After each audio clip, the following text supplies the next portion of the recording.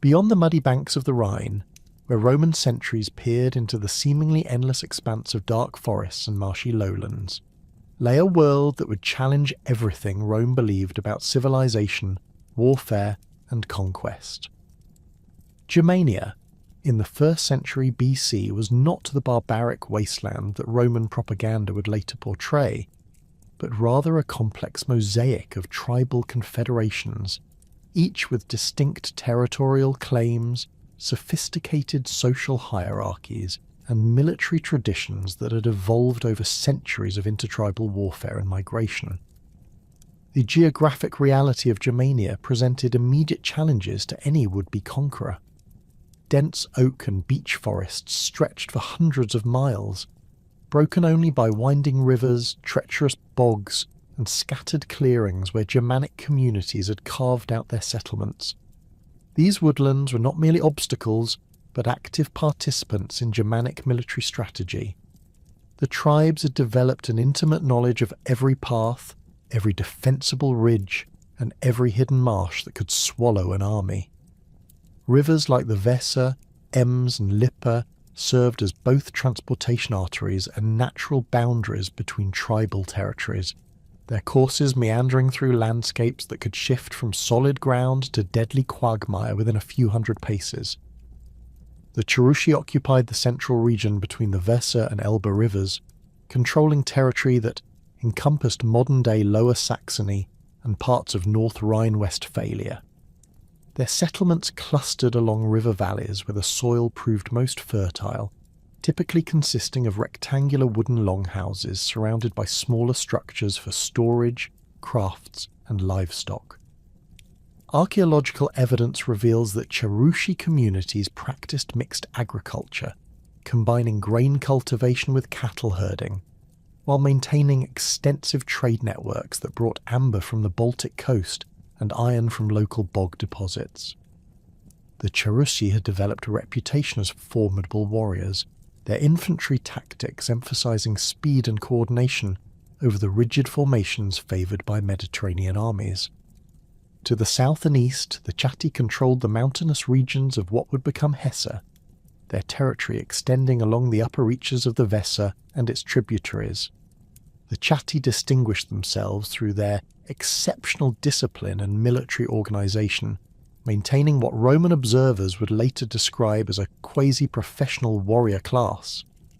Unlike many Germanic tribes that relied primarily on seasonal campaigns, the Chatti had developed systems for sustained military operations, including sophisticated logistics networks that could supply armies during extended campaigns.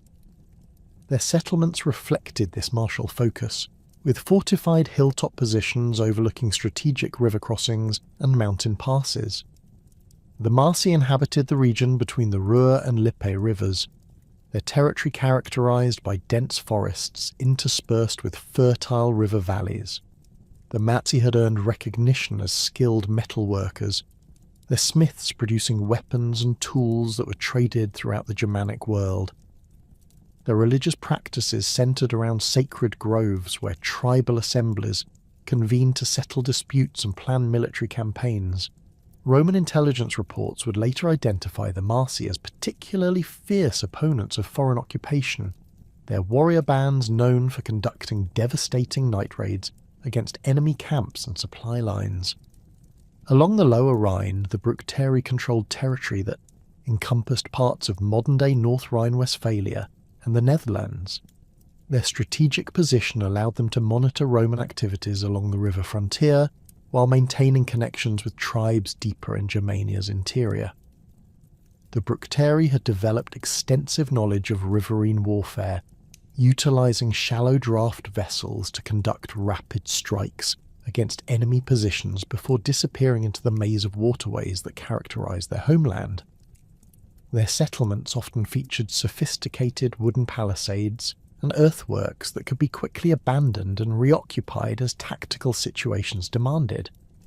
Germanic society operated according to principles that Roman observers found both fascinating and deeply troubling.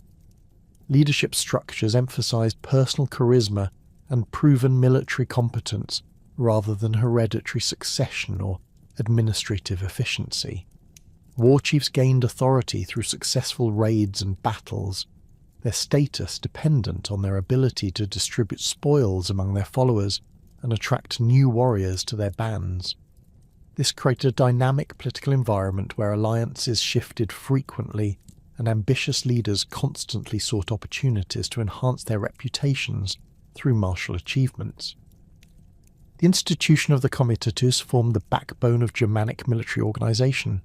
Young warriors bound themselves to established chiefs through personal oaths of loyalty, creating military brotherhoods that transcended tribal boundaries. These warrior bands lived in their leader's hall, sharing food, weapons, and the proceeds of successful campaigns. The relationship imposed mutual obligations. Chiefs were expected to provide for their followers' material needs and lead them to victory, while warriors pledged to fight to the death rather than survive their leader's defeat. This system produced exceptionally motivated fighting forces, whose cohesion often proved superior to armies held together by discipline alone. Germanic warfare emphasized mobility, surprise, and intimate knowledge of local terrain. Warriors typically fought on foot, armed with spears, shields, and single-edged swords called spatha. Their shields were large and round, constructed from wooden planks bound with iron rims and featuring distinctive boss designs that could serve as offensive weapons in close combat. Spear points were crafted from high-quality iron, often decorated with intricate patterns that indicated their owner's status and achievements. The Germanic warrior's appearance was designed to intimidate as much as to protect. Many painted their shields with fearsome designs, bleached their hair with lime, and adorned themselves with captured enemy equipment as trophies. Tactical doctrine favoured the wedge formation, known as the cuneus, where experienced warriors formed the point while younger fighters provided mass and momentum behind them. This formation could punch through enemy lines with devastating effect, particularly when employed against opponents unfamiliar with its dynamics.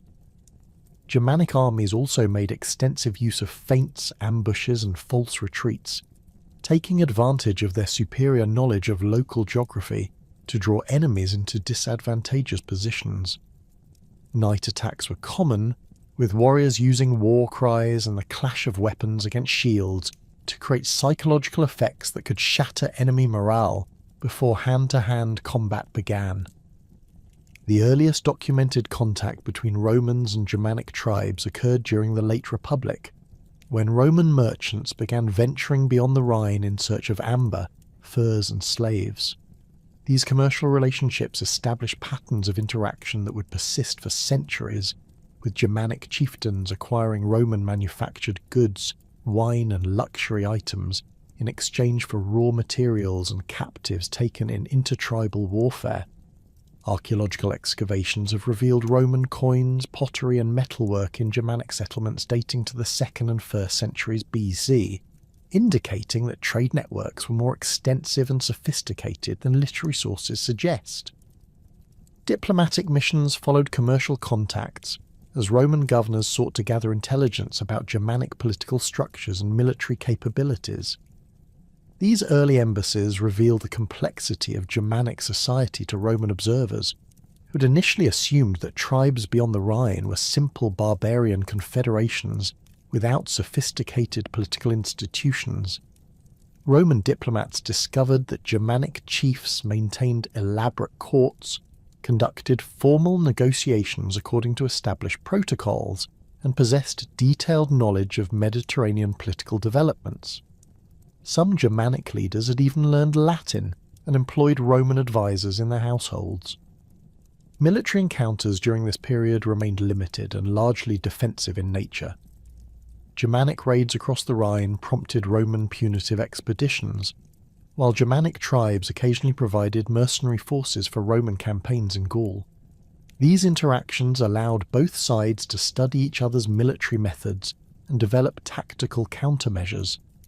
Roman commanders noted the effectiveness of Germanic infantry in forested terrain, while Germanic chiefs observed Roman engineering capabilities and logistical systems that enabled sustained campaigns far from established bases.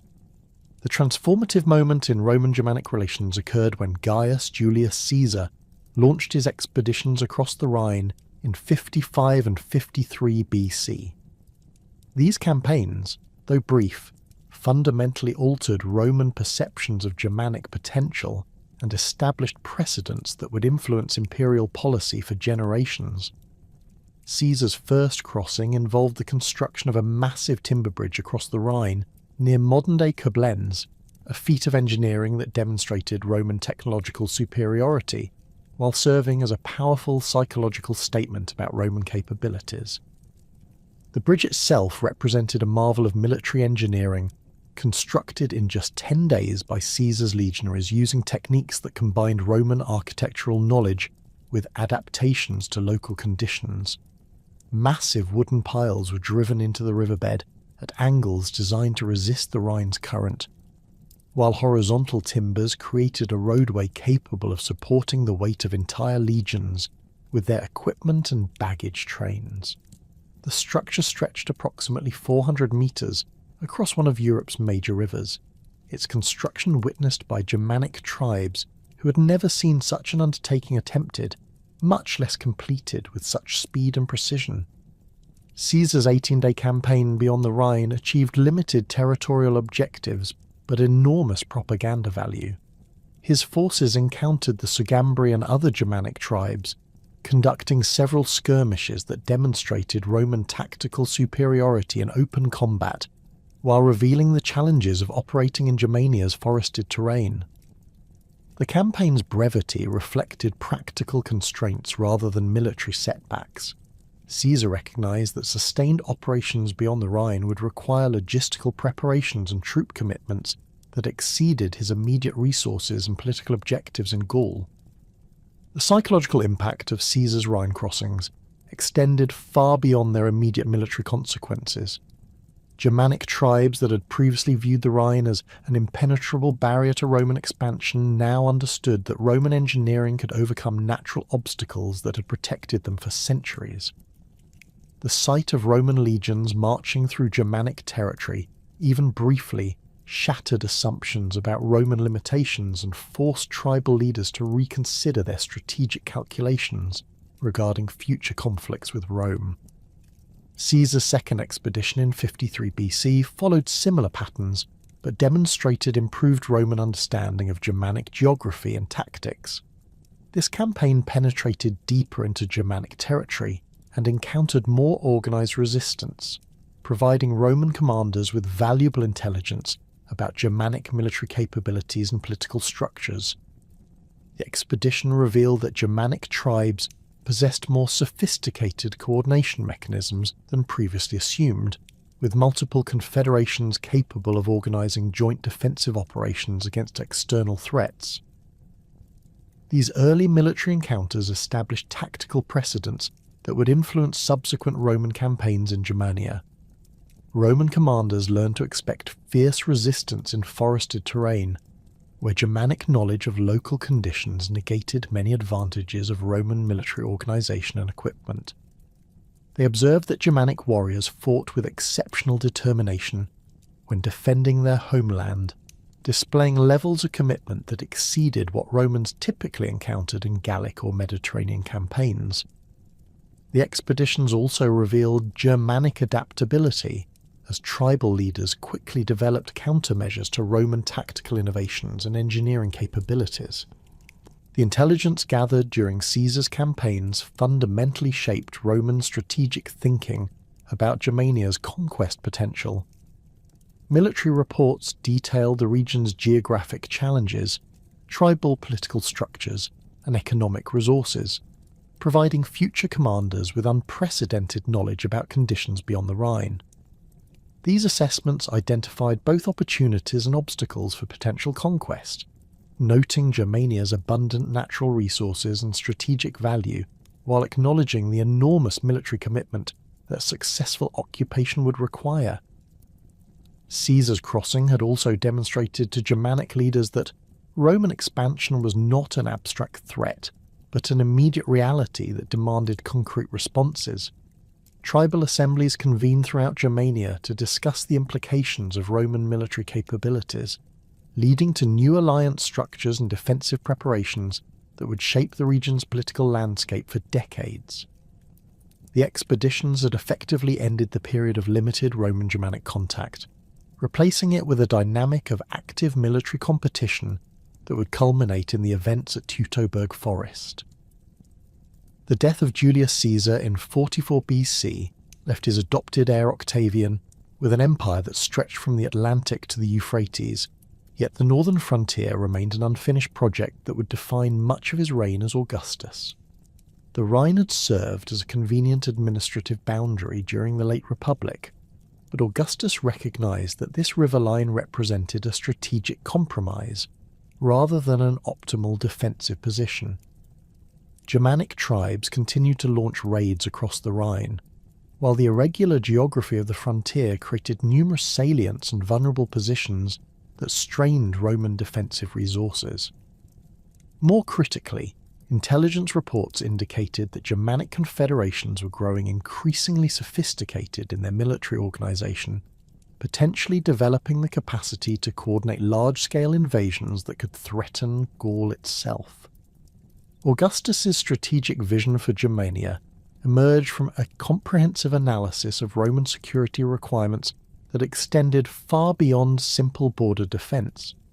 The emperor and his advisors recognised that the Rhine frontier's fundamental weakness lay in its accessibility to Germanic raiders and its proximity to recently pacified Gallic territories where Roman rule remained tenuous. By advancing the frontier to the Elbe River, Roman forces would gain approximately 200 miles of strategic depth while establishing control over the North German plains river systems that served as natural invasion routes into Roman territory. This eastward expansion would also provide access to Germania's abundant natural resources, including iron deposits, timber reserves, and agricultural lands that could support veteran colonization programs. The Elbe frontier offered significant defensive advantages that Roman military engineers had identified through careful geographic analysis. Unlike the Rhine, which meandered through relatively open terrain that facilitated crossing operations, the Elbe's course through central Germania created natural choke points where Roman forces could concentrate their defensive efforts. The river's upper reaches flowed through mountainous terrain controlled by tribes like the Marcomanni, who had demonstrated willingness to negotiate with Rome, while its lower course approached the North Sea through marshlands that would prove difficult for large armies to traverse. Establishing fortified positions along the Elbe would create an integrated defensive system that could monitor and control Germanic tribal movements across a vast geographic area. The administrative benefits of Elbe frontier control extended beyond purely military considerations. Roman intelligence had identified the river as a crucial transportation artery that connected Baltic amber sources with Mediterranean markets, offering opportunities for taxation and trade regulation that could generate substantial revenues for the imperial treasury. Control of the Elbe would also provide Rome with direct access to Bohemian iron deposits and Germanic slave markets that had previously operated beyond Roman oversight. These economic incentives reinforced strategic arguments for eastward expansion, creating a compelling case for the massive military investment that Germanic conquest would require. Augustus initiated his Germanic strategy by establishing a comprehensive military infrastructure along the Rhine that would serve as the foundation for subsequent offensive operations. The emperor recognized that successful campaigns beyond the Rhine would require secure bases of operation, reliable supply lines, and strategic reserves that could respond rapidly to developing threats. This infrastructure development represented one of the largest military construction projects of the early imperial period, involving the movement of entire legions to frontier positions and the recruitment of thousands of auxiliary troops from recently pacified territories. The fortress at Mogontiacum, modern Mainz, became the cornerstone of Augustus's Rhine frontier system. Positioned at the confluence of the Rhine and main rivers, this installation commanded the river crossing that provided the most direct route into central Germania, while controlling access to the main valley that penetrated deep into Germanic territory. The fortress construction began in 13 BC under the supervision of experienced military engineers who had participated in Caesar's Gallic campaigns, incorporating lessons learned from previous frontier fortification projects. The installation featured massive earthwork defences reinforced with timber palisades, internal buildings constructed according to standardised military specifications, and harbour facilities capable of supporting the river fleet operations that would prove crucial for Germanic campaigns. Mogontiacum's design reflected the dual nature of Augustus's Germanic strategy, serving simultaneously as a defensive stronghold and an offensive staging area. The fortress could accommodate 2 full legions along with auxiliary units, providing a strategic reserve of approximately 15,000 troops that could respond to threats anywhere along the middle Rhine frontier.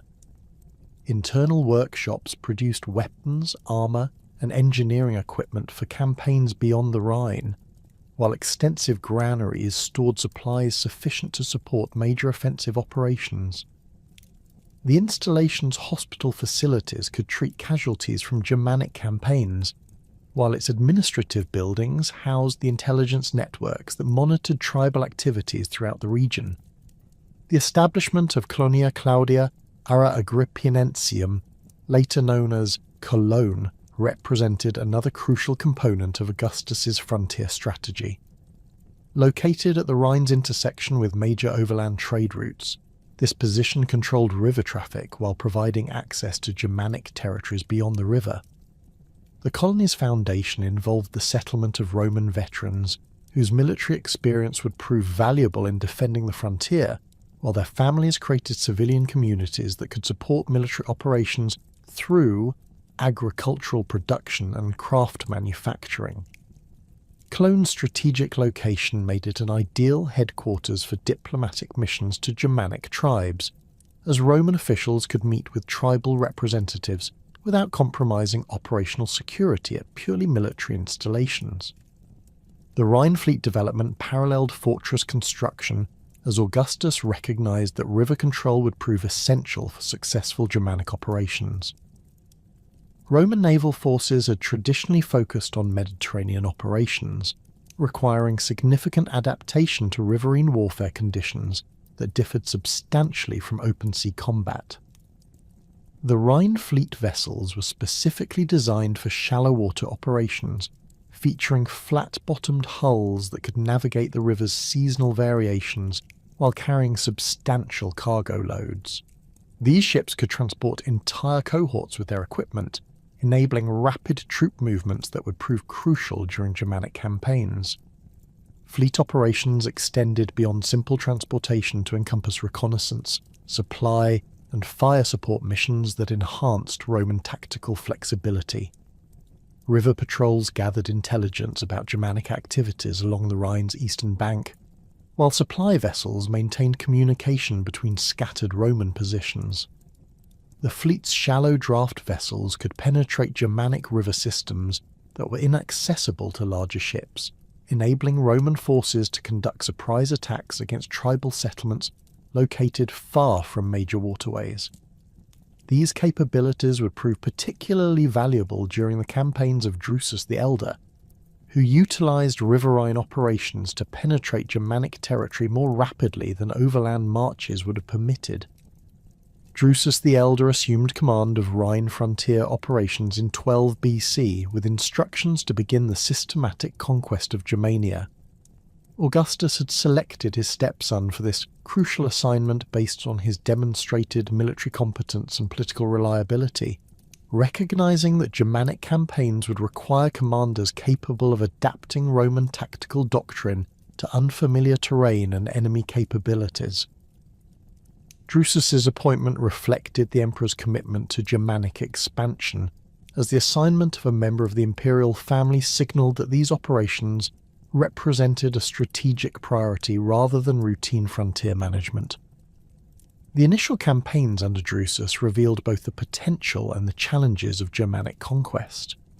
Roman forces achieved significant tactical successes against individual tribes, demonstrating that Roman military superiority remained decisive in direct confrontations.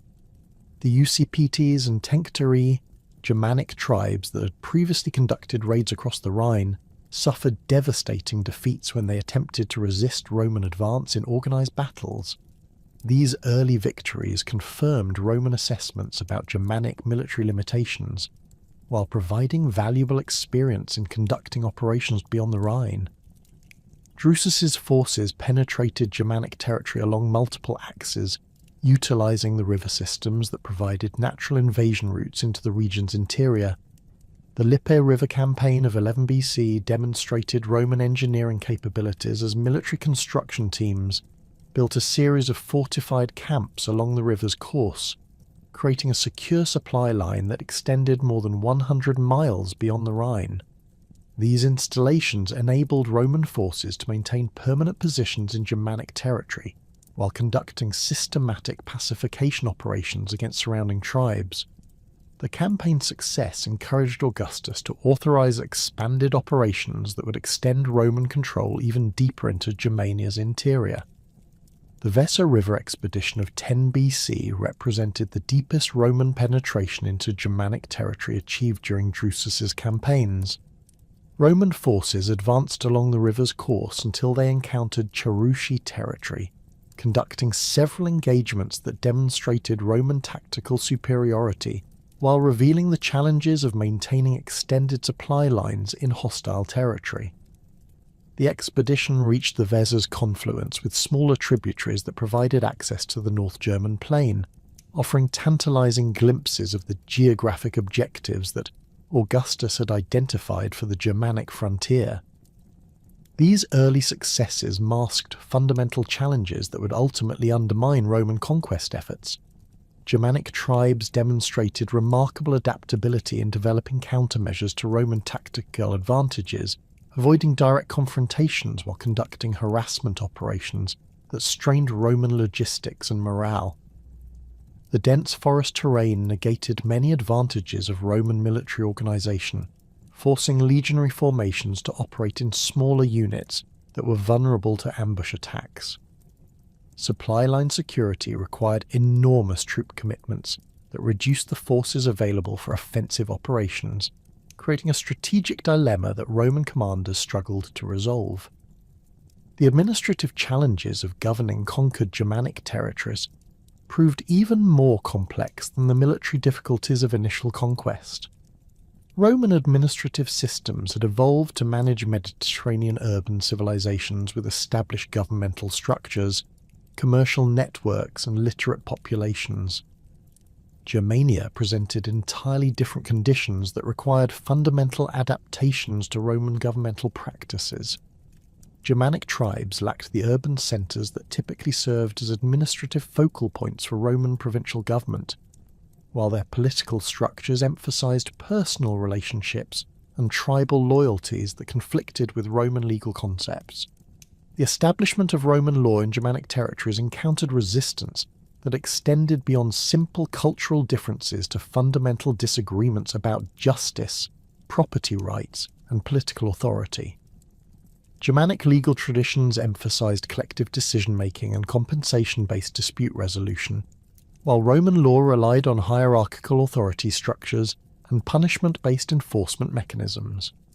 Roman attempts to impose Mediterranean legal concepts often conflicted with Germanic customs regarding inheritance, marriage, and criminal justice, creating resentment that undermined pacification efforts. Tax collection presented particularly acute challenges as Germanic economies operated according to principles that differed substantially from Roman commercial practices. Most Germanic communities practiced subsistence agriculture supplemented by limited craft production, generating little surplus wealth that could support Roman taxation demands. The absence of monetary systems in many Germanic territories forced Roman administrators to accept payment in kind, creating logistical problems in transporting and storing agricultural products and manufactured goods. These economic difficulties made Germanic territories expensive to administer, while generating minimal revenues for the imperial treasury. The tension between military occupation and civilian settlement reflected broader contradictions in Augustus's Germanic strategy. military commanders focused on maintaining security through force deployment and tactical superiority, while civilian administrators sought to establish the economic and social foundations that would enable long-term Roman control. These different priorities often conflicted in practical implementation, as military operations disrupted the agricultural and commercial activities that civilian administrators sought to develop. The presence of large military forces also created security concerns among Germanic populations, hindering the development of cooperative relationships that successful provincial administration required. Roman veteran settlement programs encountered particular difficulties in Germanic territories, where land ownership concepts differed fundamentally from Roman practices. Germanic communities typically practiced collective land use arrangements that emphasized tribal territorial claims rather than individual property rights. Roman attempts to establish veteran colonies often displaced Germanic communities from ancestral territories, creating resentment and resistance that undermined pacification efforts. The harsh climate and unfamiliar agricultural conditions also discouraged veteran settlement, as Mediterranean farming techniques proved poorly adapted to Germanic environmental conditions. The political upheaval that followed Drusus's sudden death in 9 BC created opportunities for ambitious Germanic nobles who possessed the intelligence and adaptability to navigate the complex relationship between Roman occupation forces and traditional tribal authority structures.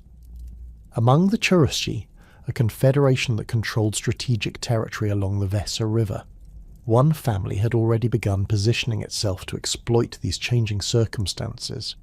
Segimerus, a prominent Cherusci chieftain whose influence extended across multiple tribal councils, had observed Roman military capabilities during Drusus's campaigns and recognized that successful resistance would require leaders who understood both Germanic warrior traditions and Roman tactical doctrine.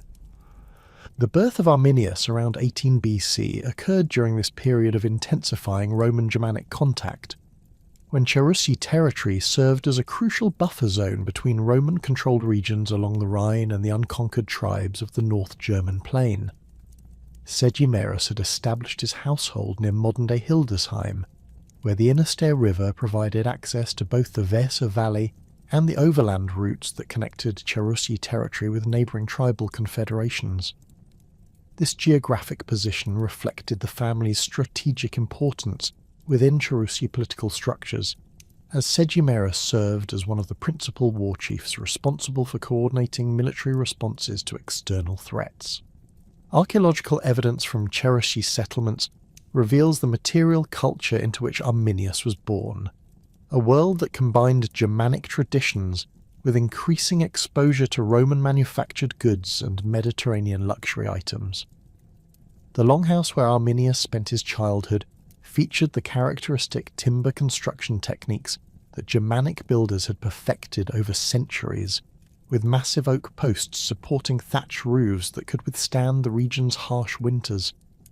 Interior spaces were organised according to social hierarchies that emphasised the importance of warrior bands and their relationship to the household head, with the central hall serving as both residential space and ceremonial centre where tribal business was conducted. The weapons and armour displayed within Segimerus's household reflected both traditional Germanic craftsmanship and the changing military technology that Roman contact had introduced. Iron spearheads bore the intricate pattern welding that marks their creators as master smiths, while shield bosses featured decorative elements that indicated their owner's status within the tribal hierarchy.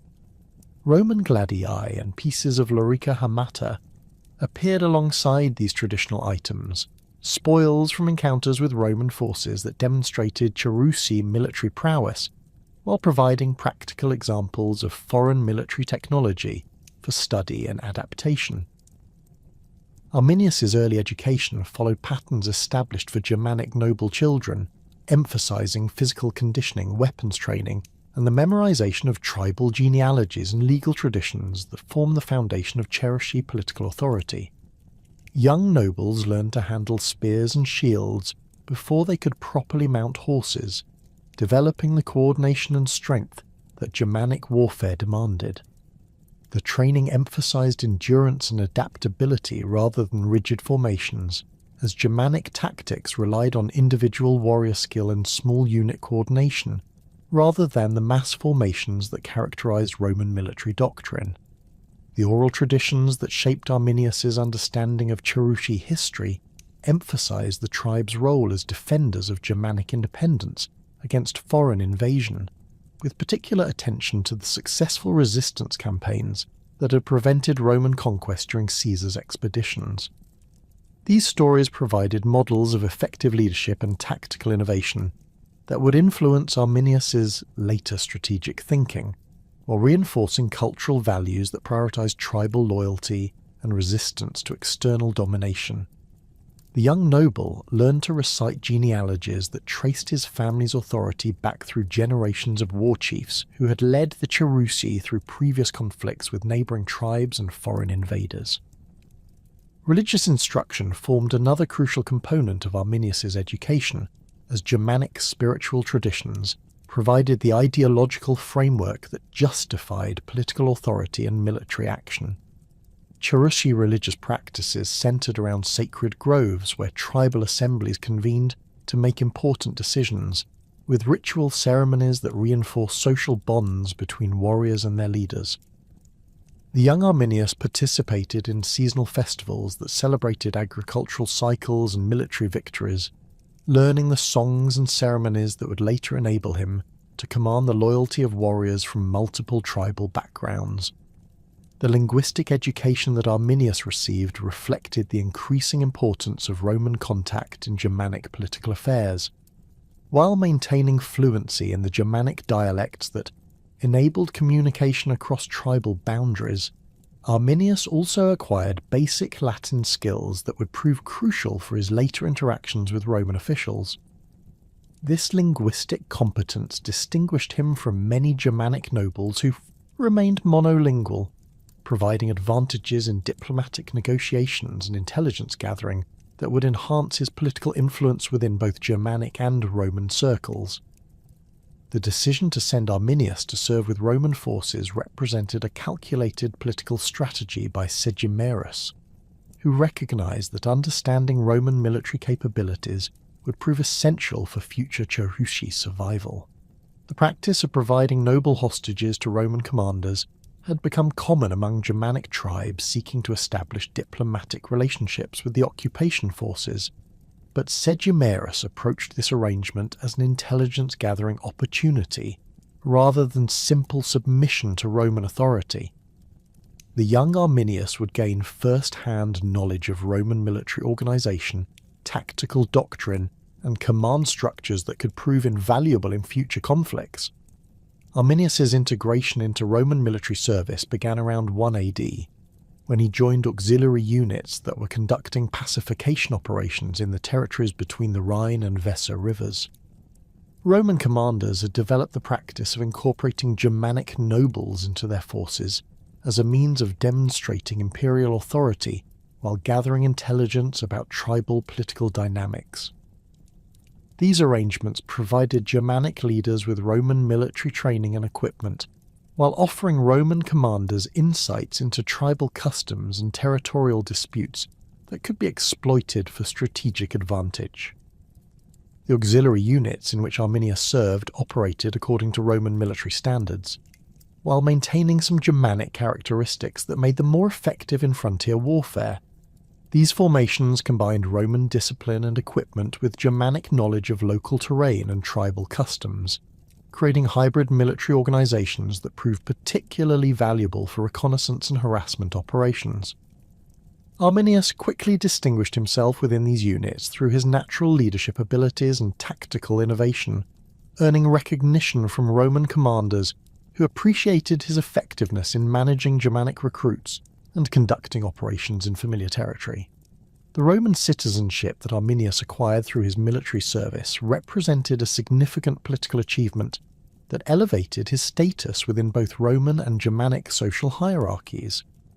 Roman citizenship provided legal protections and political rights that were denied to most Germanic peoples. while demonstrating Roman recognition of Arminius's value as a military leader and political ally.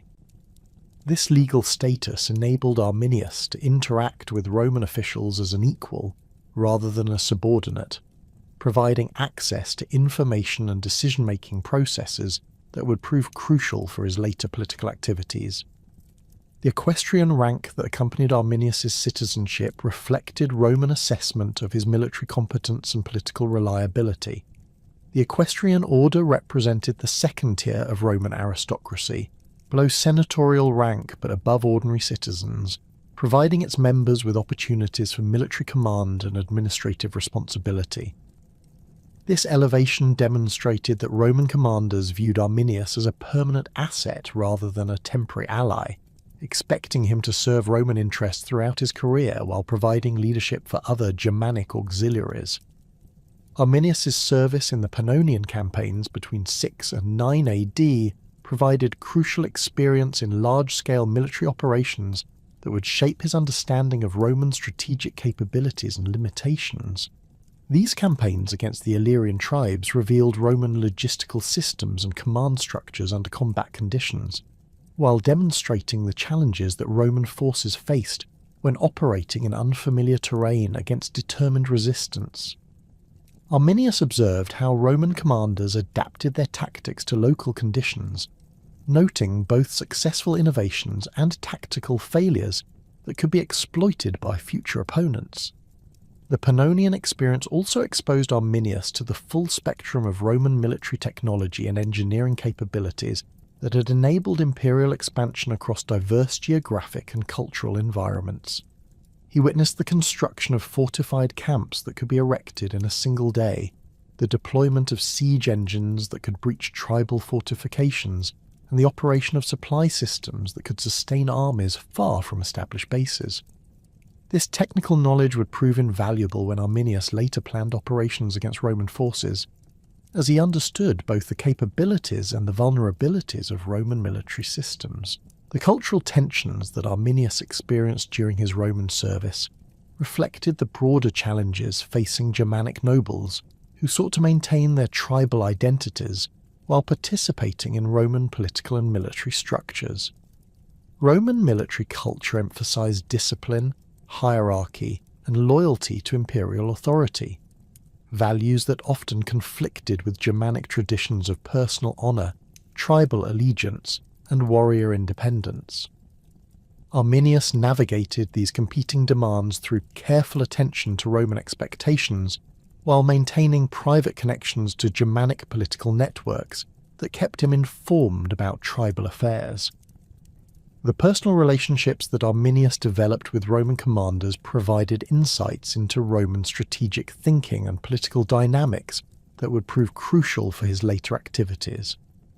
Roman officers often discussed campaign plans and political developments in the presence of auxiliary commanders, assuming that Germanic allies lacked the sophistication to understand the strategic implications of such information.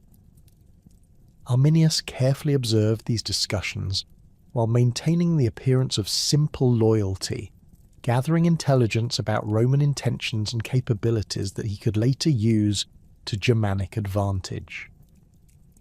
The intelligence networks that Arminius established during his Roman service extended beyond simple military observation to encompass detailed analysis of Roman administrative systems, economic policies, and political relationships that sustained imperial control in conquered territories.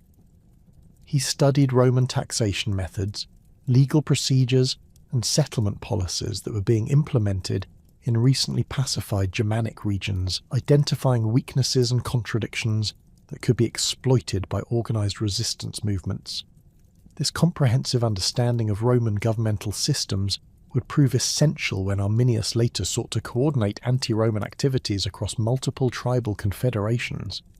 The gradual evolution of Arminius's political thinking reflected his growing awareness of the fundamental incompatibility between Roman imperial objectives and Germanic political independence. While maintaining his public loyalty to Roman commanders, Arminius began developing strategic concepts that would enable Germanic tribes to exploit Roman vulnerabilities while avoiding the tactical mistakes that had led to previous defeats. His unique position within both Roman command structures and Germanic political networks provided opportunities for coordination and planning that no previous Germanic leader had possessed. The personal transformation that Arminius underwent during his Roman service involved the development of strategic thinking capabilities that combined Germanic warrior traditions with sophisticated understanding of Roman military and political systems. He learned to think beyond the immediate tactical considerations that typically dominated Germanic military planning, developing long-term strategic concepts that could coordinate the activities of multiple tribal confederations against Roman occupation forces. This intellectual development would prove crucial when Arminius later assumed leadership of the anti-Roman coalition that would culminate in the Teutoburg Forest ambush. The appointment of Publius Quinctilius Varus to the governorship of Germania in 7 AD represented Augustus's attempt to transition the region from military conquest to civilian administration, a shift that reflected the emperor's confidence in Roman progress toward establishing permanent control over the territories between the Rhine and Elbe rivers. Varus brought to this crucial assignment a distinguished career in provincial administration and military command, though his experience had been gained in Mediterranean environments that bore little resemblance to the challenging conditions he would encounter in Germania. His previous successes in Syria had demonstrated his capacity for managing complex administrative challenges while maintaining political stability, qualities that Augustus believed would prove essential for consolidating Roman authority in the newly conquered Germanic territories. Varus's early career had followed the traditional cursus honorum that prepared Roman aristocrats for high-level administrative responsibilities. Born into a patrician family with established political connections, he had received the classical education in rhetoric, law, and philosophy that equipped Roman nobles for public service. His family's wealth, derived from extensive agricultural holdings in Italy and successful commercial investments, provided the financial resources necessary for pursuing political advancement through the expensive magistracies that led to provincial commands. The Quinctilii had maintained their aristocratic status through careful political alliances and strategic marriages that connected them to other prominent families within the Roman elite. The consulship that Varus held in 13 BC marked the culmination of his early political career and demonstrated his acceptance within the inner circles of Augustan administration. This prestigious magistracy involved significant ceremonial responsibilities and administrative duties that required sophisticated understanding of Roman legal traditions and governmental procedures.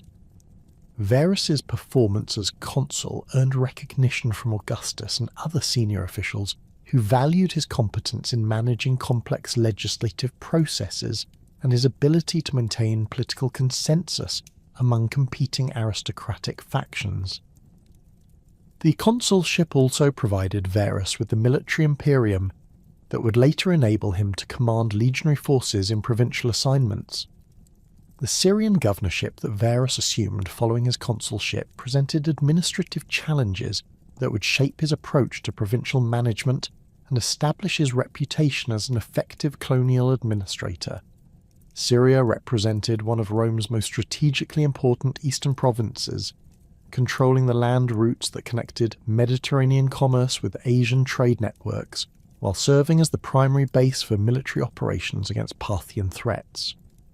The province encompassed diverse populations with different languages, religions, and political traditions, requiring governors who could balance competing interests while maintaining the stability that Roman commercial and military activities demanded.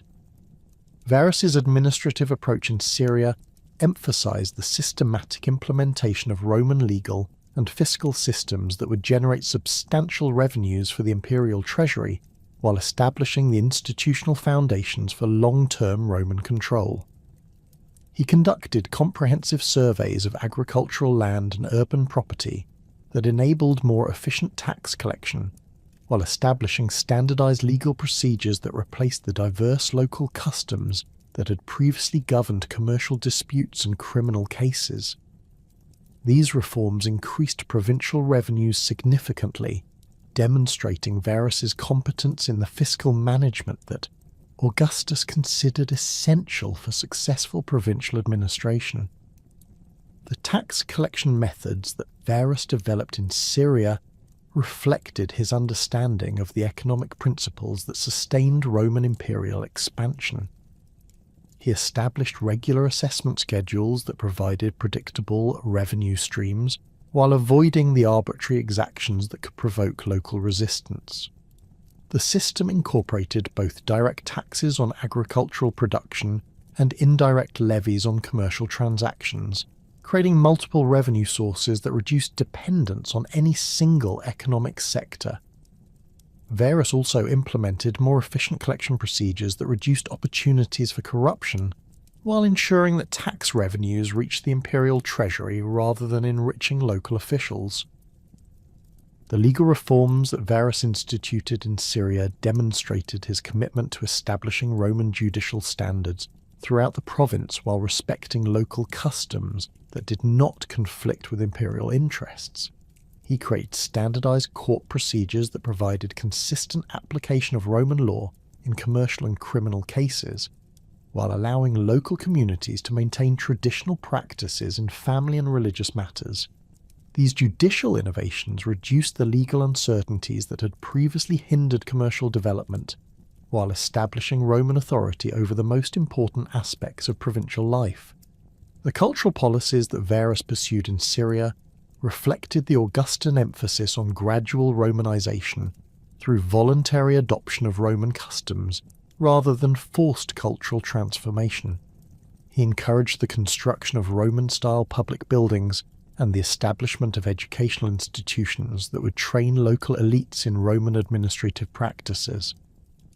These initiatives created opportunities for ambitious provincials to advance within Roman governmental structures while demonstrating the material benefits that Roman civilization could provide. The success of these programs contributed to the political stability that characterized Varus's Syrian administration. The military responsibilities that accompanied Varus's Syrian governorship provided experience in commanding legionary forces and managing frontier security operations that Augustus believed would prove valuable in Germania. Syria's eastern frontier required constant vigilance against Parthian incursions and nomadic raids that threatened Roman territories and commercial routes. Varus demonstrated competence in coordinating military responses to these threats, while maintaining the diplomatic relationships with client kingdoms that formed crucial components of Roman Eastern strategy. His ability to balance military preparedness with diplomatic negotiation earned recognition from imperial officials who valued governors capable of managing complex strategic situations. The personal wealth that Varus accumulated during his Syrian governorship reflected both the legitimate profits of successful provincial administration and the opportunities for enrichment that Eastern commands traditionally provided. Roman governors typically expected to recover the enormous expenses of political advancement through the revenues and commercial opportunities that provincial assignments offered. Varus's financial success in Syria demonstrated his understanding of the economic systems that sustained Roman imperial expansion, while providing the resources necessary for maintaining the lifestyle that his aristocratic status required. Augustus's decision to appoint Varus to the Germanic governorship reflected the emperor's assessment that the region had progressed sufficiently toward pacification to warrant the transition from military to civilian administration. The successful campaigns of Drusus the Elder and Tiberius had established Roman control over the territories between the Rhine and Weser rivers, while diplomatic initiatives had secured alliances with several Germanic tribes that seemed to accept Roman authority. Augustus believed that Varus's proven administrative competence would enable him to establish the institutional foundations that would transform Germania from a military occupation zone into a productive Roman province.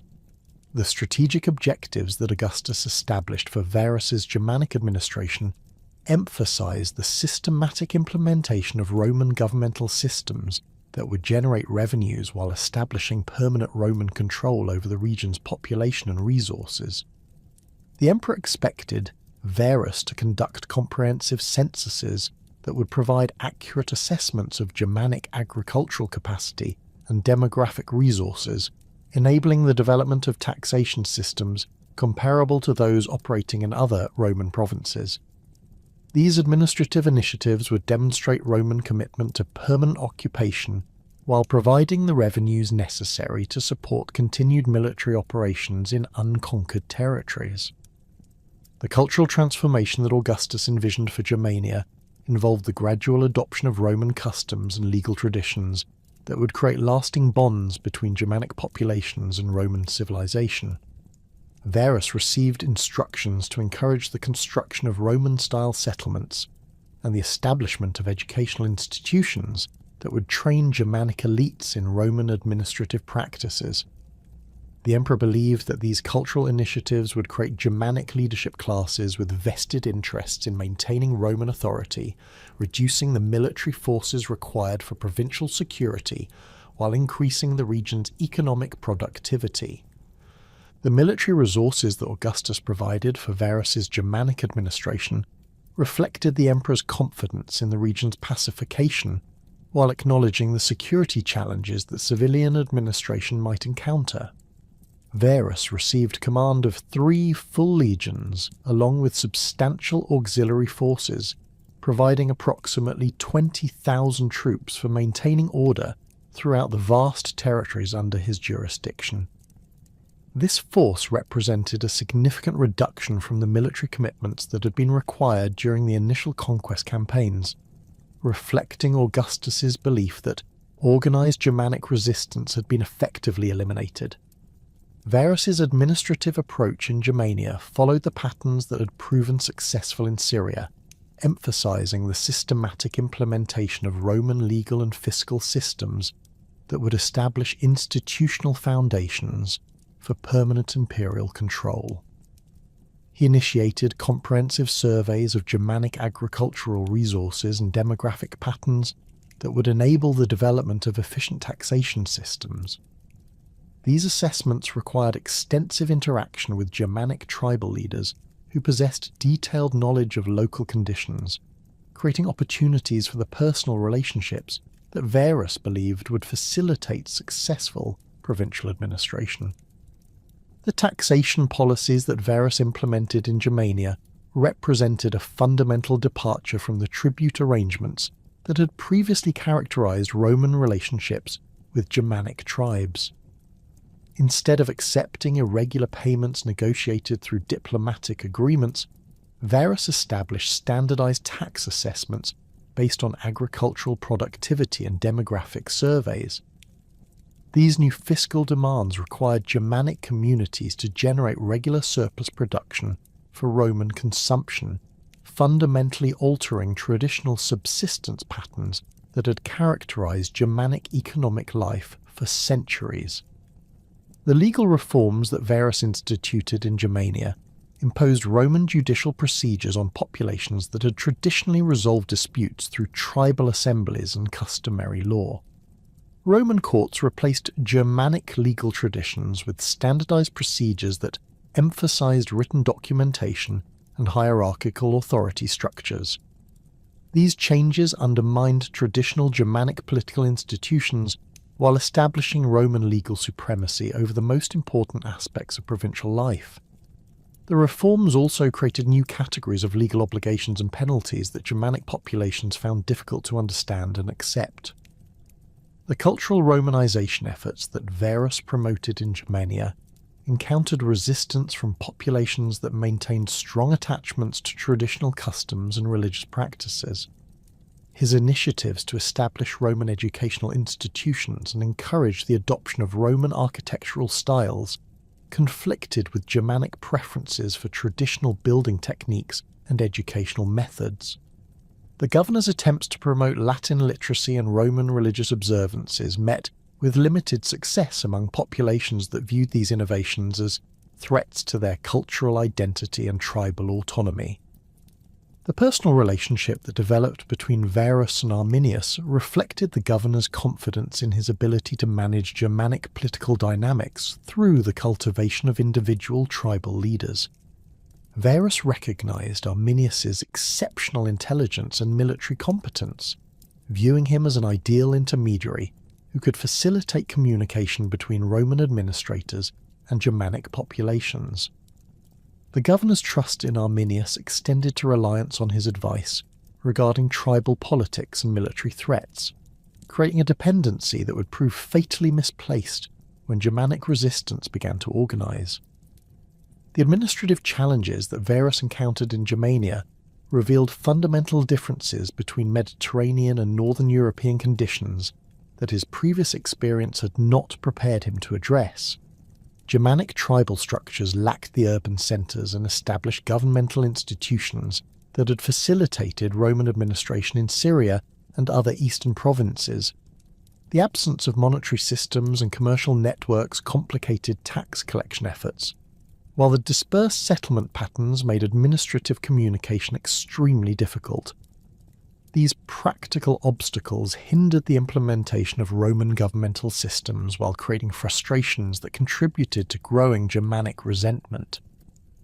The intelligence failures that characterized Varus's administration reflected his overconfidence in Roman security arrangements and his misunderstanding of Germanic political dynamics.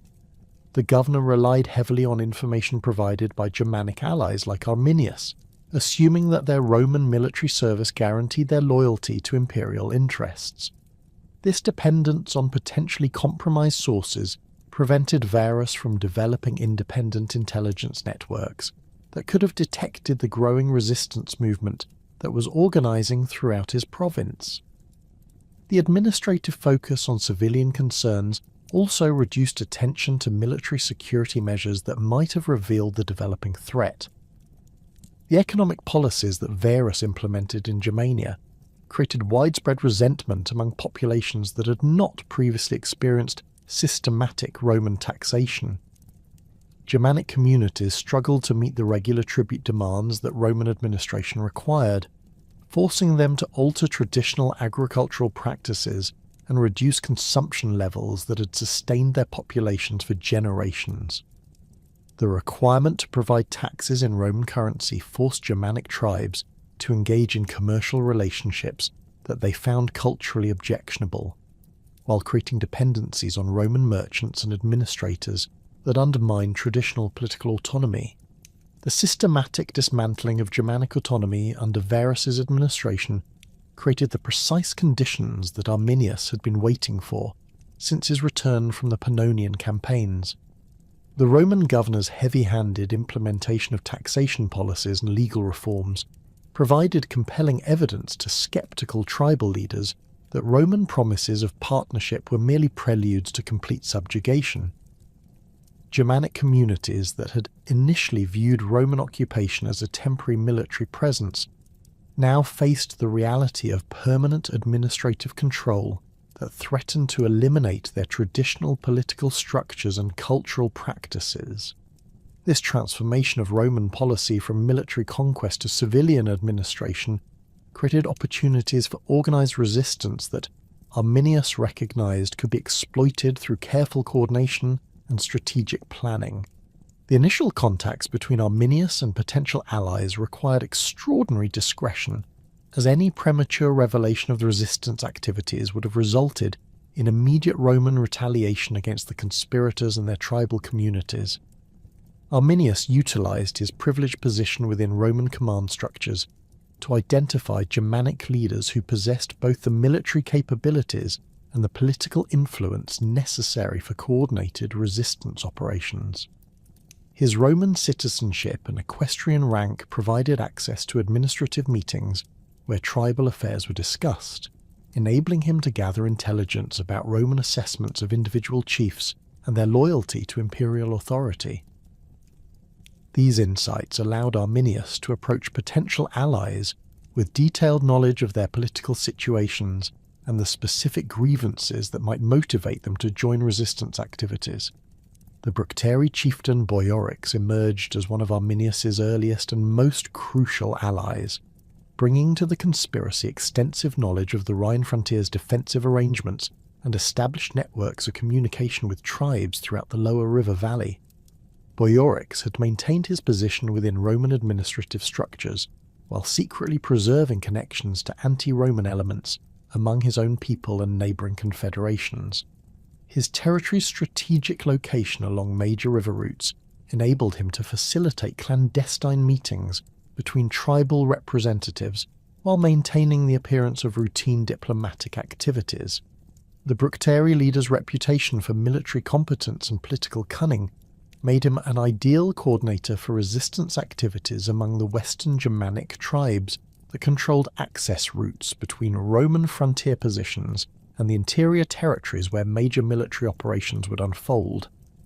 The recruitment of Inguiomerus, Arminius's own uncle and a prominent Cherusci war chief, represented a crucial breakthrough in establishing the conspiracy's credibility among Germanic nobles who remained sceptical about the possibility of successful resistance against Roman military power.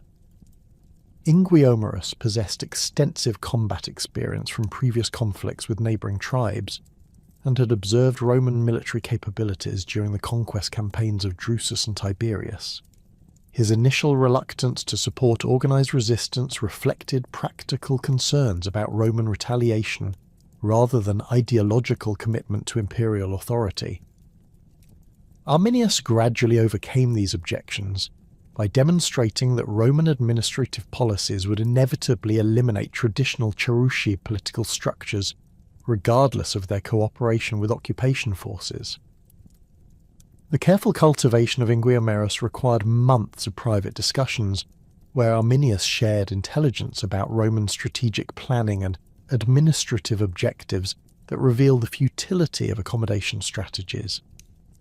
The older war chief learned that Roman officials viewed Germanic tribal structures as temporary conveniences that would be eliminated once civilian administration had been fully established.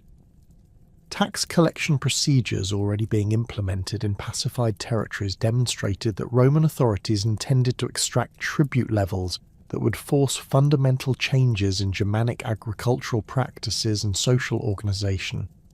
Legal reforms being planned would eliminate tribal assemblies and customary law in favour of Roman judicial procedures that recognised only imperial authority. The expansion of the conspiracy to include leaders from the Marsi Confederation required overcoming traditional rivalries that had previously prevented effective cooperation between these tribes and the Cherusci. The Marsi chieftain Malavendus had maintained his people's independence through careful neutrality in intertribal conflicts while developing military capabilities that made his territory too costly for neighbouring tribes to attack.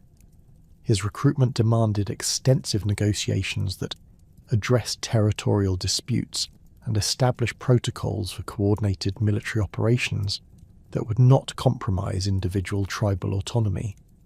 Arminius succeeded in these discussions by emphasizing that Roman administrative policies threatened all Germanic tribes equally, regardless of their previous relationships with each other. The inclusion of Chatti representatives in the conspiracy presented particular challenges due to their geographic separation from the primary operational areas along the Weser River and their established reputation for disciplined military organisation that might conflict with the flexible tactical approaches that Arminius envisioned. The Chatti war chief Adgandestrius brought valuable military expertise and access to the Confederation's extensive weapons manufacturing capabilities, but his participation required assurances that resistance operations would not degenerate into undisciplined raids that could be easily suppressed by Roman forces. These negotiations established command structures that balanced tribal autonomy with operational coordination, while ensuring that each confederation retained control over its own military forces. The intelligence-gathering capabilities that Arminius possessed through his Roman military service provided unprecedented insights into imperial strategic planning and tactical procedures that enabled the conspiracy to develop countermeasures for anticipated Roman responses to resistance activities. His access to administrative correspondence revealed the locations and strength of Roman garrison forces throughout Germania, while his participation in military planning sessions provided detailed knowledge of supply routes, communication systems, and reinforcement procedures that Roman commanders would employ during crisis situations. This intelligence proved crucial for developing operational plans that could exploit Roman vulnerabilities while avoiding the tactical mistakes that had led to previous Germanic defeats. The systematic analysis of Roman military capabilities that Arminius conducted revealed specific weaknesses in imperial defensive arrangements that could be exploited through coordinated attacks across multiple tribal territories. Roman forces in Germania were distributed among numerous small garrisons that could provide local security, but lacked the concentration necessary for major military operations. The communication systems that connected these scattered positions depended on vulnerable road networks and river routes that could be disrupted through coordinated harassment operations. Supply lines that sustained Roman forces extended back to Rhine frontier bases through territories controlled by potentially hostile Germanic tribes, creating opportunities for interdiction efforts that could isolate Roman garrisons from their logistical support. The seasonal timing of resistance operations required careful coordination with Roman military activities and Germanic agricultural cycles that would determine the availability of tribal warriors for extended campaigns. Roman forces typically conducted major operations during summer months when weather conditions facilitated movement and supply operations, while Germanic agricultural demands concentrated tribal attention on farming activities during crucial planting and harvesting periods. Arminius identified the late summer period as optimal for resistance operations, when Roman forces would be dispersed for routine administrative activities, while Germanic communities had completed harvest activities that would enable warriors to participate in extended military campaigns. The deception tactics that Arminius employed to maintain Roman confidence while simultaneously preparing for coordinated attacks required sophisticated understanding of imperial administrative procedures and the personal characteristics of individual Roman officials. He continued to provide valuable intelligence about tribal affairs while carefully controlling the information that reached Roman commanders, ensuring that reports confirmed their expectations about Germanic pacification without revealing the developing resistance movement. His participation in Roman military exercises and administrative meetings demonstrated continued loyalty while providing opportunities to assess Roman tactical capabilities and identify potential weaknesses in their security arrangements.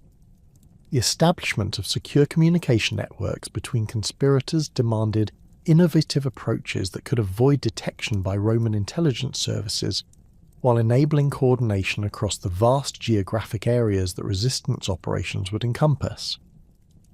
Traditional Germanic communication methods relied on mounted messengers who travelled established routes between tribal territories, but these systems were vulnerable to Roman interception and could reveal the scope of resistant planning. Arminius developed alternative communication procedures that utilized commercial travelers and religious gatherings to disguise political messages as routine intertribal correspondence.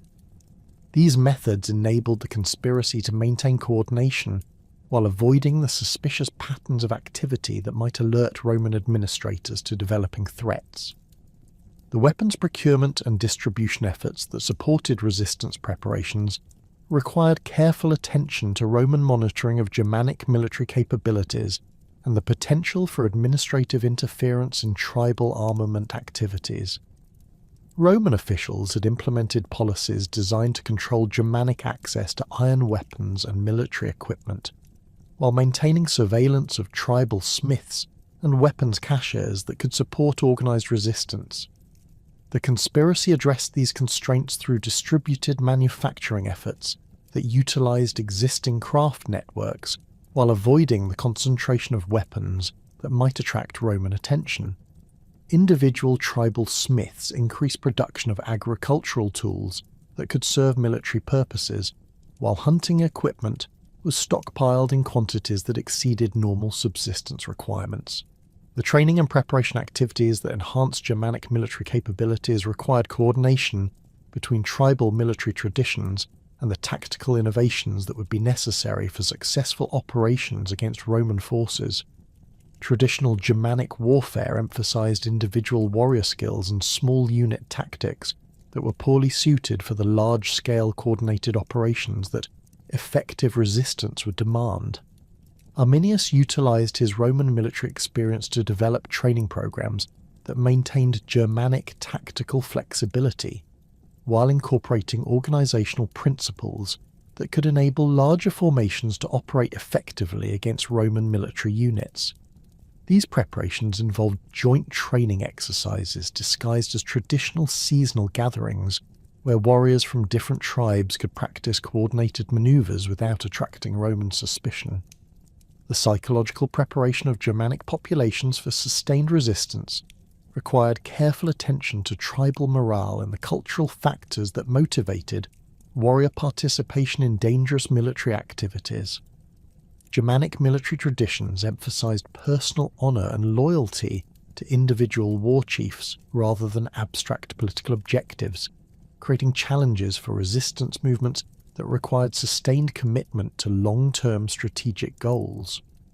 Arminius addressed these cultural factors by emphasizing the religious and cultural threats that Roman administration posed to traditional Germanic life, while highlighting the military vulnerabilities that made successful resistance possible. Religious ceremonies and traditional festivals provided opportunities to reinforce these messages while building the social cohesion that sustained military effectiveness. The coordination of resistance timing across multiple tribal territories required unprecedented levels of intertribal communication and political cooperation that challenged traditional Germanic political structures. Each tribal confederation maintained its own seasonal calendar and military traditions that influenced the timing of warrior availability and operational capabilities. The conspiracy needed to synchronize these diverse schedules while maintaining the security requirements that prevented premature revelation of resistance plans. Arminius achieved this coordination through the establishment of standardized signals and predetermined timing sequences that enabled simultaneous operations across vast geographic areas without requiring direct communication between tribal forces during critical operational periods. The final preparations for coordinated resistance operations involved the careful positioning of tribal forces and the accumulation of supplies that would sustain extended military campaigns against Roman retaliation efforts. Germanic communities relocated warriors and equipment to strategic positions that provided access to planned operational areas while maintaining the appearance of routine seasonal activities. Food supplies were accumulated in hidden caches that could support military operations without depleting the agricultural resources that tribal communities needed for survival. These logistical preparations required months of careful planning and execution that demonstrated the sophisticated organizational capabilities that the conspiracy had developed under Arminius's leadership. The late summer of 9 AD found Varus's 3 legions dispersed across their seasonal encampments in the territories between the Weser and Ems rivers, following the standard Roman practice of establishing summer quarters that could accommodate large military formations while facilitating administrative activities throughout the occupied territories. The 16th and the 14th legions, along with 6 cohorts of auxiliary troops and 3 squadrons of cavalry, represented approximately 20,000 Roman soldiers whose presence had maintained imperial authority throughout Germania for the previous 2 years. These forces had grown accustomed to the rhythms of provincial garrison duty, conducting routine patrols and administrative functions that seemed to confirm the success of Roman pacification efforts in the region. Varus had established his primary headquarters near modern-day Minden, where the Weser River's course provided natural transportation routes while offering defensive advantages for a major military installation. The location commanded the river crossing that connected Roman positions along the Rhine, with the forward bases that extended imperial control toward the Elbe frontier. The headquarters complex housed the administrative apparatus that governed the vast Germanic territories under Roman authority, including the financial offices that collected tribute, the judicial courts that administered Roman law, and the intelligence services that monitored tribal activities throughout the province. The legionary camps that housed Varus's forces reflected the standardized construction techniques that Roman military engineers had perfected through centuries of frontier warfare. Each installation featured rectangular earthwork defences reinforced with timber palisades, internal buildings arranged according to established military specifications, and defensive systems designed to withstand siege operations by conventional enemies. The camp's layouts incorporated barracks for enlisted personnel, quarters for officers and administrative staff, workshops for equipment maintenance, granaries for food storage, and hospitals for treating wounded soldiers. These installations represented substantial investments in permanent infrastructure that demonstrated Roman commitment to maintaining long-term control over Germanic territories. The composition of Varus's military forces reflected the hybrid nature of Roman frontier armies that combined veteran legionary units with auxiliary troops recruited from recently conquered populations. The three legions provided the tactical backbone of Roman military power, their soldiers equipped with standardized weapons and armor while trained in the disciplined formations that had enabled Roman conquest throughout the Mediterranean world. Each legion contained approximately 5,000 infantry organized into cohorts of 480 men, with additional specialists including engineers, medical personnel, and administrative staff who maintained the complex logistical systems that sustained military operations far from established bases. The auxiliary forces attached to Varus's command included Germanic warriors who had been recruited from tribes that had submitted to Roman authority during the conquest campaigns of the previous decade. These units provided specialized capabilities that complemented legionary strengths, including cavalry formations for reconnaissance and pursuit operations, light infantry skilled in forest warfare, and specialists familiar with local terrain and tribal customs. The Germanic auxiliaries served under Roman officers while maintaining some traditional equipment and tactical methods, creating military units that combined Roman discipline with indigenous knowledge of local conditions. The intelligence reports that reached Varus during late August indicated increasing unrest among several tribal confederations that had previously accepted Roman authority without significant resistance. Chatty war bands had conducted raids against Roman supply convoys travelling between Rhine bases and forward positions, while Bructeri communities had failed to provide the tribute payments that Roman tax collectors expected according to established schedules. These incidents appeared to represent isolated expressions of discontent rather than coordinated resistance activities, but they required military responses that would demonstrate continued Roman authority while deterring further challenges to imperial control. Arminius approached Varus with detailed reports about a significant uprising among the Angrivaria, a tribal confederation that controlled territory north of the Weser River, near its confluence with smaller tributaries that provided access to the North Sea coastal regions. According to Arminius's intelligence, Angrivari war chiefs had rejected Roman administrative demands, while mobilizing substantial military forces that threatened to disrupt the tribal alliances that sustained Roman authority throughout the region. The uprising allegedly involved coordination with other tribal groups that could transform localized resistance into a broader challenge to Roman control that would require immediate military intervention to prevent its spread to pacified territories. The tactical situation that Arminius described required rapid Roman response to prevent the Angrivarii from establishing defensive positions that would complicate military operations while providing inspiration for additional tribal uprisings throughout Germania. The tribal forces had reportedly occupied strategic positions along river crossings that controlled access to their territory, while establishing communication with neighbouring confederations that might provide military support if Roman forces delayed their response.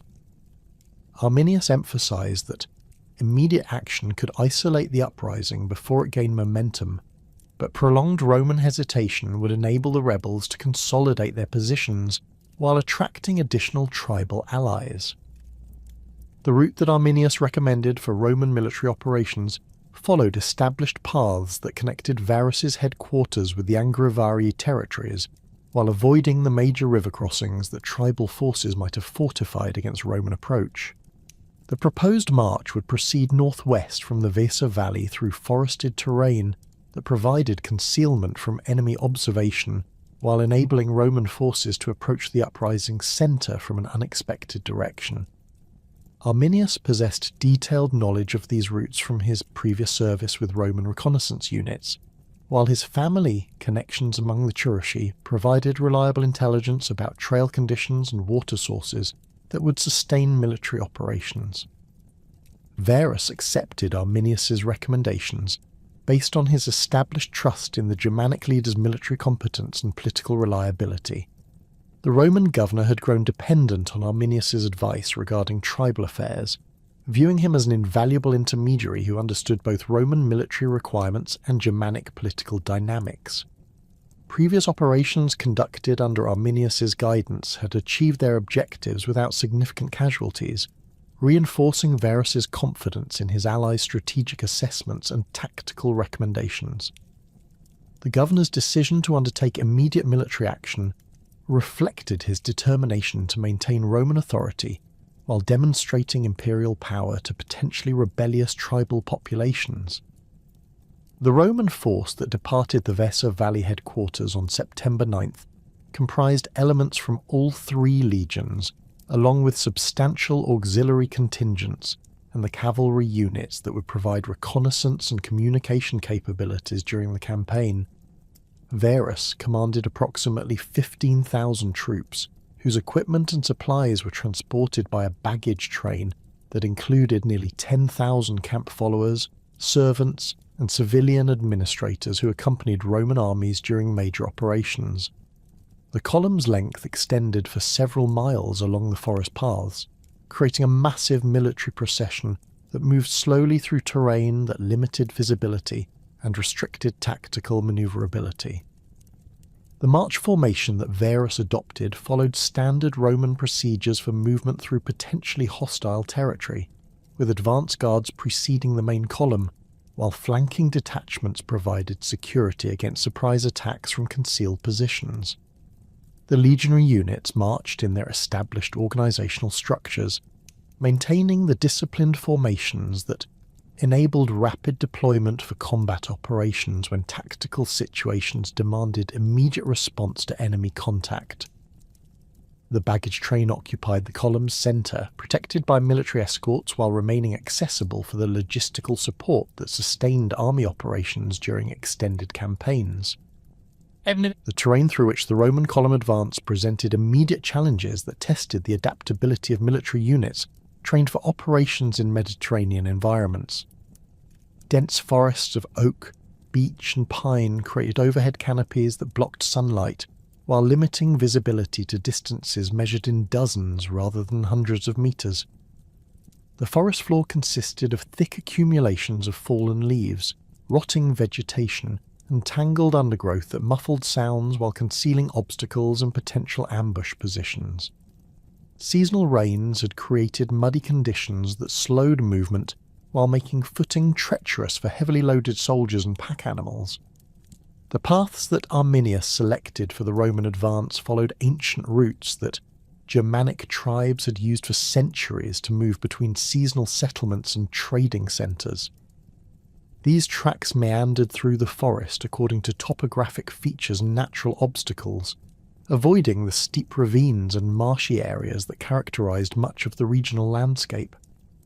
The route's narrow widths forced the Roman column to stretch over enormous distances, preventing the concentration of forces that tactical manuals recommended for operations in hostile territory.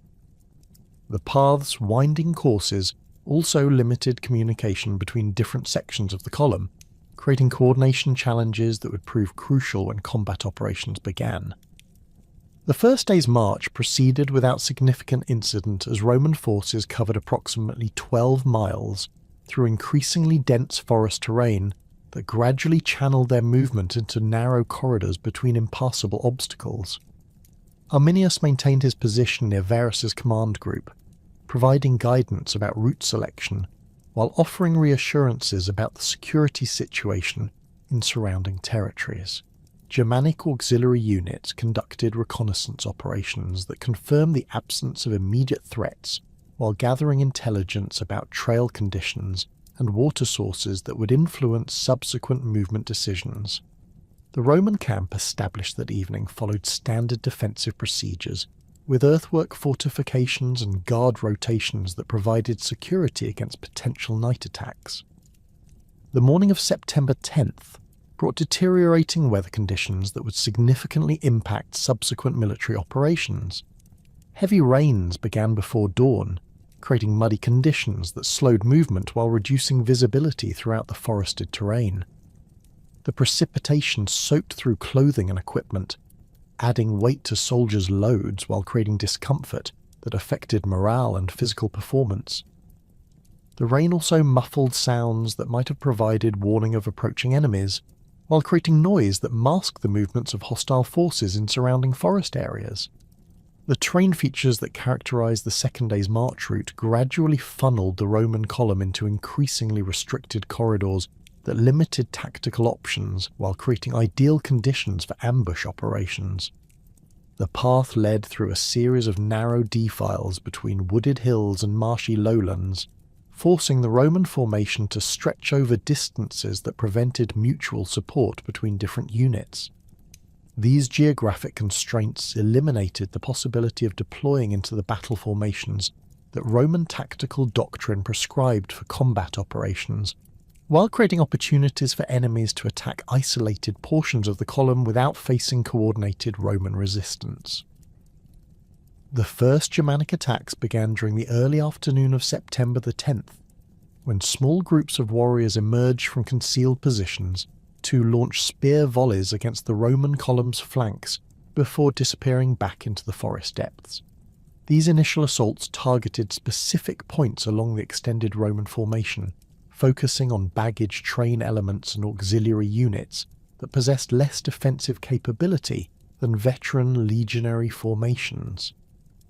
The attacks achieved tactical surprise through careful coordination of timing and positioning, striking multiple points simultaneously to create confusion while preventing effective Roman response to individual assault groups.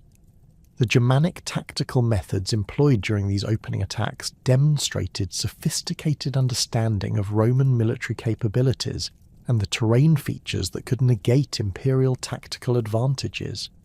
The warriors avoided direct confrontation with formed legionary units, instead concentrating on harassment operations that disrupted Roman movement while inflicting steady casualties on exposed personnel. Spear volleys were delivered from concealed positions at ranges that maximized Germanic advantages in missile warfare while minimizing exposure to Roman counterattacks. The attackers utilized their superior knowledge of forest paths to approach Roman positions undetected, strike rapidly, and withdraw before Roman forces could organize effective pursuit operations. The psychological impact of these initial attacks proved as significant as their tactical effects, as Roman soldiers found themselves facing an enemy that could strike without warning from any direction while remaining largely invisible in the surrounding forest. The traditional Roman responses to hostile contact proved ineffective in terrain that prevented the deployment of standard battle formations, while the enemy's refusal to engage in direct combat eliminated opportunities for the decisive victories that Roman tactical doctrine emphasized. The constant threat of additional attacks created stress and anxiety among Roman personnel who had grown accustomed to the security of established camps and predictable enemy behavior.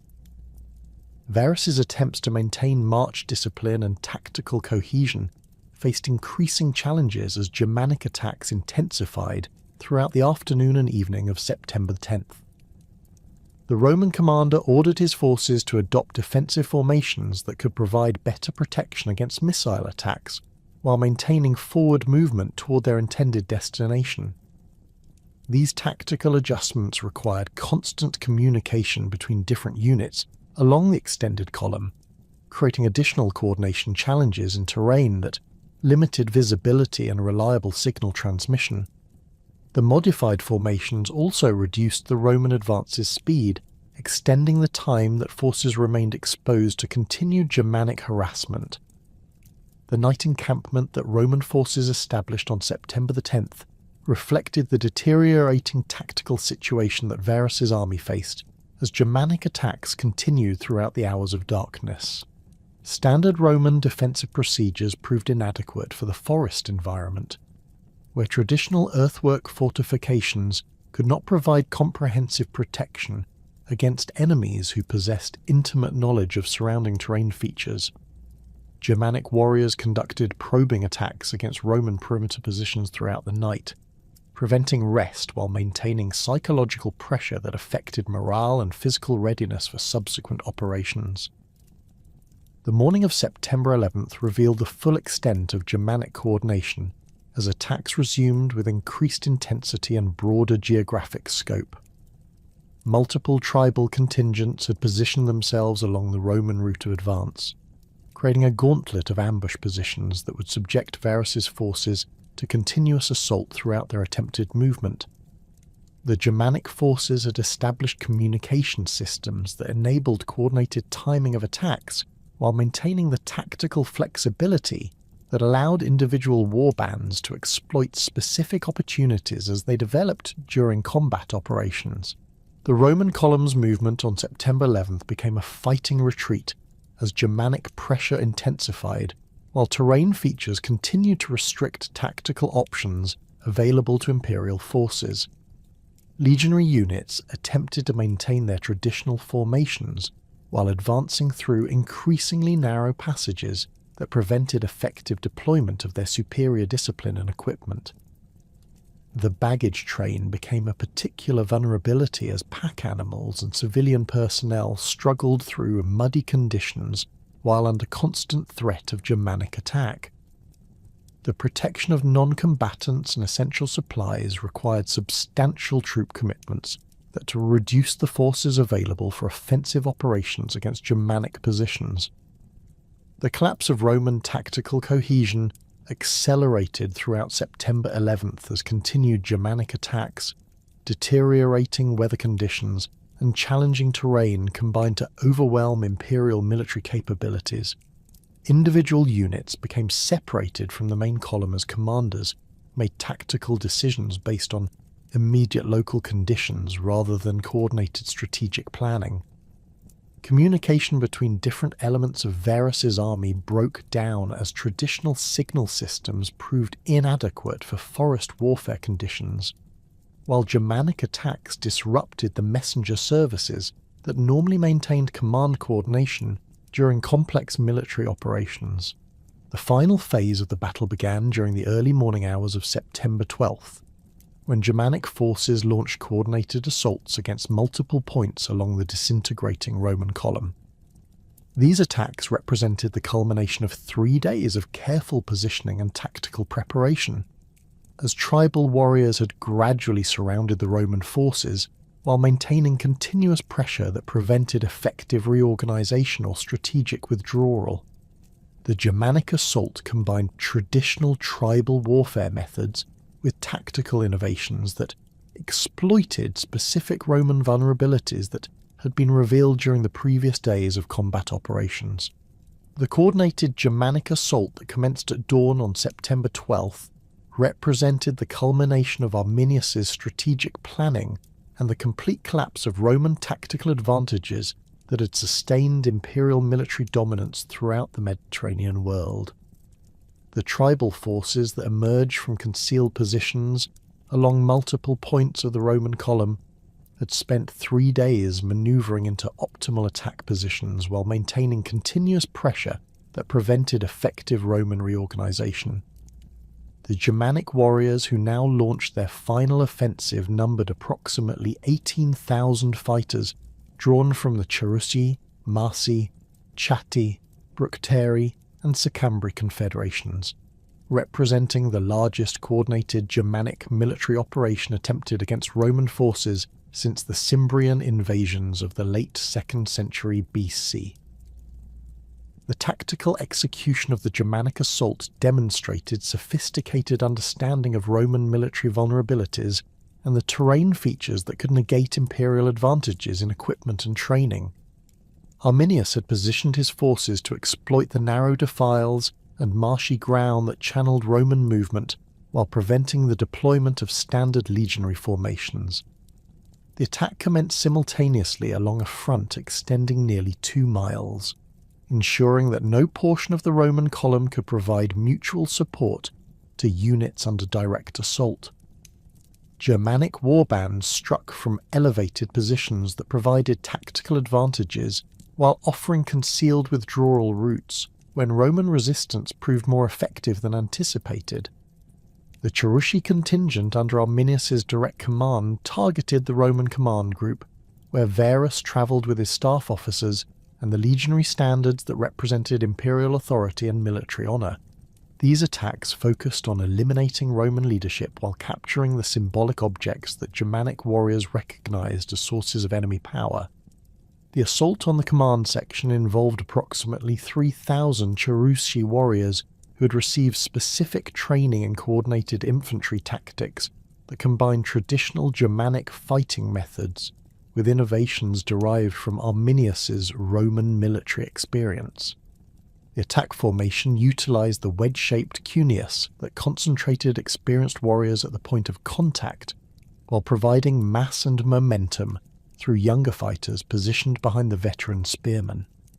The Roman response to this coordinated assault revealed the extent to which 3 days of continuous harassment had degraded imperial military capabilities and unit cohesion. Legionary formations that had maintained their organisational structure despite previous Germanic attacks now found themselves unable to deploy effectively in terrain that prevented the establishment of defensive lines or coordinated tactical manoeuvres. Individual cohorts attempted to form defensive squares that could provide all-around protection against Germanic assault, but the muddy ground and dense vegetation prevented the rapid movement and precise positioning that these formations required for effectiveness against mobile enemy forces. The 16th Legion, positioned near the front of the Roman column, bore the initial impact of the Germanic assault as Marsian Bructeri warriors struck their advance guard, while Cherusci forces attacked the legion's main body from concealed positions along the column's flanks. The legion's first cohort, composed of veteran soldiers with extensive combat experience, managed to establish a defensive perimeter around their eagle standard while attempting to maintain communication with other units through the traditional horn signals that had proven increasingly ineffective in the forest environment. The cohort's centurions directed their men to form the testudo formation that provided protection against missile attacks, but the close terrain prevented effective use of this tactical method, while Germanic warriors pressed forward with spears and single-edged swords in hand-to-hand combat. The collapse of the 16th Legion's organisational structure occurred gradually as individual centuries became isolated from their parent cohorts, while Germanic attacks prevented the restoration of tactical coordination. The legion's eagle, carried by the aquilifer Marcus Caelius, whose name would later appear on memorial stones erected by surviving relatives, became the focal point for desperate Roman resistance as legionaries recognised that the loss of their standard would represent the ultimate military disgrace. Germanic warriors concentrated their attacks on the eagle's position, understanding that the capture of this symbol would demoralise remaining Roman resistance while providing a powerful trophy that could inspire continued tribal military efforts. The 68th Legion, positioned in the column's centre near the baggage train, faced simultaneous attacks from multiple directions as Germanic forces exploited the confusion created by the assault on the 16th Legion to launch coordinated strikes against Roman positions that had been weakened by previous casualties and tactical disorganisation. Chatty warriors who had infiltrated the forest during the night emerged from positions that enabled them to attack the legion's rear elements while Sicambri fighters struck the unit's flanks in coordination with the broader Germanic offensive. The legion's commander, Lucius Numonius Valla, attempted to organise a fighting withdrawal that could extract his forces from their increasingly untenable position, but the terrain features that had channeled Roman movement now prevented effective tactical manoeuvre, while Germanic knowledge of local geography enabled continuous harassment of any attempted Roman movement. The systematic destruction of the extant legion involved tactics that demonstrated Germanic understanding of Roman military psychology and the importance of unit standards in maintaining legionary morale and cohesion. Germanic warriors specifically targeted the legion's centurions and standard-bearers, recognizing that the elimination of these leadership figures would accelerate the collapse of Roman resistance. The attacks on centurions involved coordinated spear volleys that focused multiple warriors' efforts on individual officers, while attempts to capture legionary standards required close combat that brought Germanic fighters into direct contact with the most determined Roman defenders. The intensity of these engagements reflected the symbolic importance that both sides attached to the military standards that represented Roman imperial authority and Germanic resistance to foreign domination. The 15th Legion, positioned at the column's rear, initially maintained better tactical cohesion, as its commander recognised the developing crisis and attempted to organise defensive positions that could provide a rallying point for other Roman forces. The legion's deployment into defensive formations proved more successful than similar efforts by other units, as the rearguard position had provided some protection from the initial Germanic assault while enabling better communication with subordinate units. However, the legion's tactical advantages proved temporary, as Germanic forces that had overwhelmed the 13th and 68th legions redirected their attacks against the remaining organised Roman resistance. The concentration of the Germanic military effort against the 13th Legion created overwhelming numerical superiority that negated Roman advantages in equipment and training. The fate of Roman auxiliary units during the final assault reflected the complex loyalties and tactical challenges that characterized frontier warfare involving allied troops recruited from recently conquered populations. Germanic auxiliaries who had served with Roman forces faced immediate decisions about their allegiance as tribal warriors who might include their own relatives, launched attacks against their Roman comrades. Some auxiliary units maintained their loyalty to Roman commanders and fought alongside legionary forces, while others defected to join the Germanic assault or simply fled the battlefield to avoid combat against their own people. The Gallic cavalry units, attached to Varus's army, attempted to maintain their tactical mobility through mounted withdrawal operations. But the forest terrain that had facilitated Germanic ambush tactics also prevented effective cavalry operations that required open ground for manoeuvre and charge tactics. The capture and ritualistic treatment of Roman prisoners represented a crucial component of Germanic victory celebrations that reflected tribal religious beliefs and military traditions that emphasized the spiritual dimensions of warfare. Germanic warriors who had taken Roman captives conducted ceremonial sacrifices that honored their gods while demonstrating the completeness of their victory over imperial forces. These rituals occurred at sacred groves that had been identified in advance as appropriate locations for religious ceremonies, with tribal priests directing the sacrificial procedures according to traditional practices that had been followed for generations during intertribal conflicts. The sacrificial victims included Roman officers whose rank and equipment identified them as valuable offerings, while ordinary legionaries were often enslaved or exchanged for ransom payments from their families.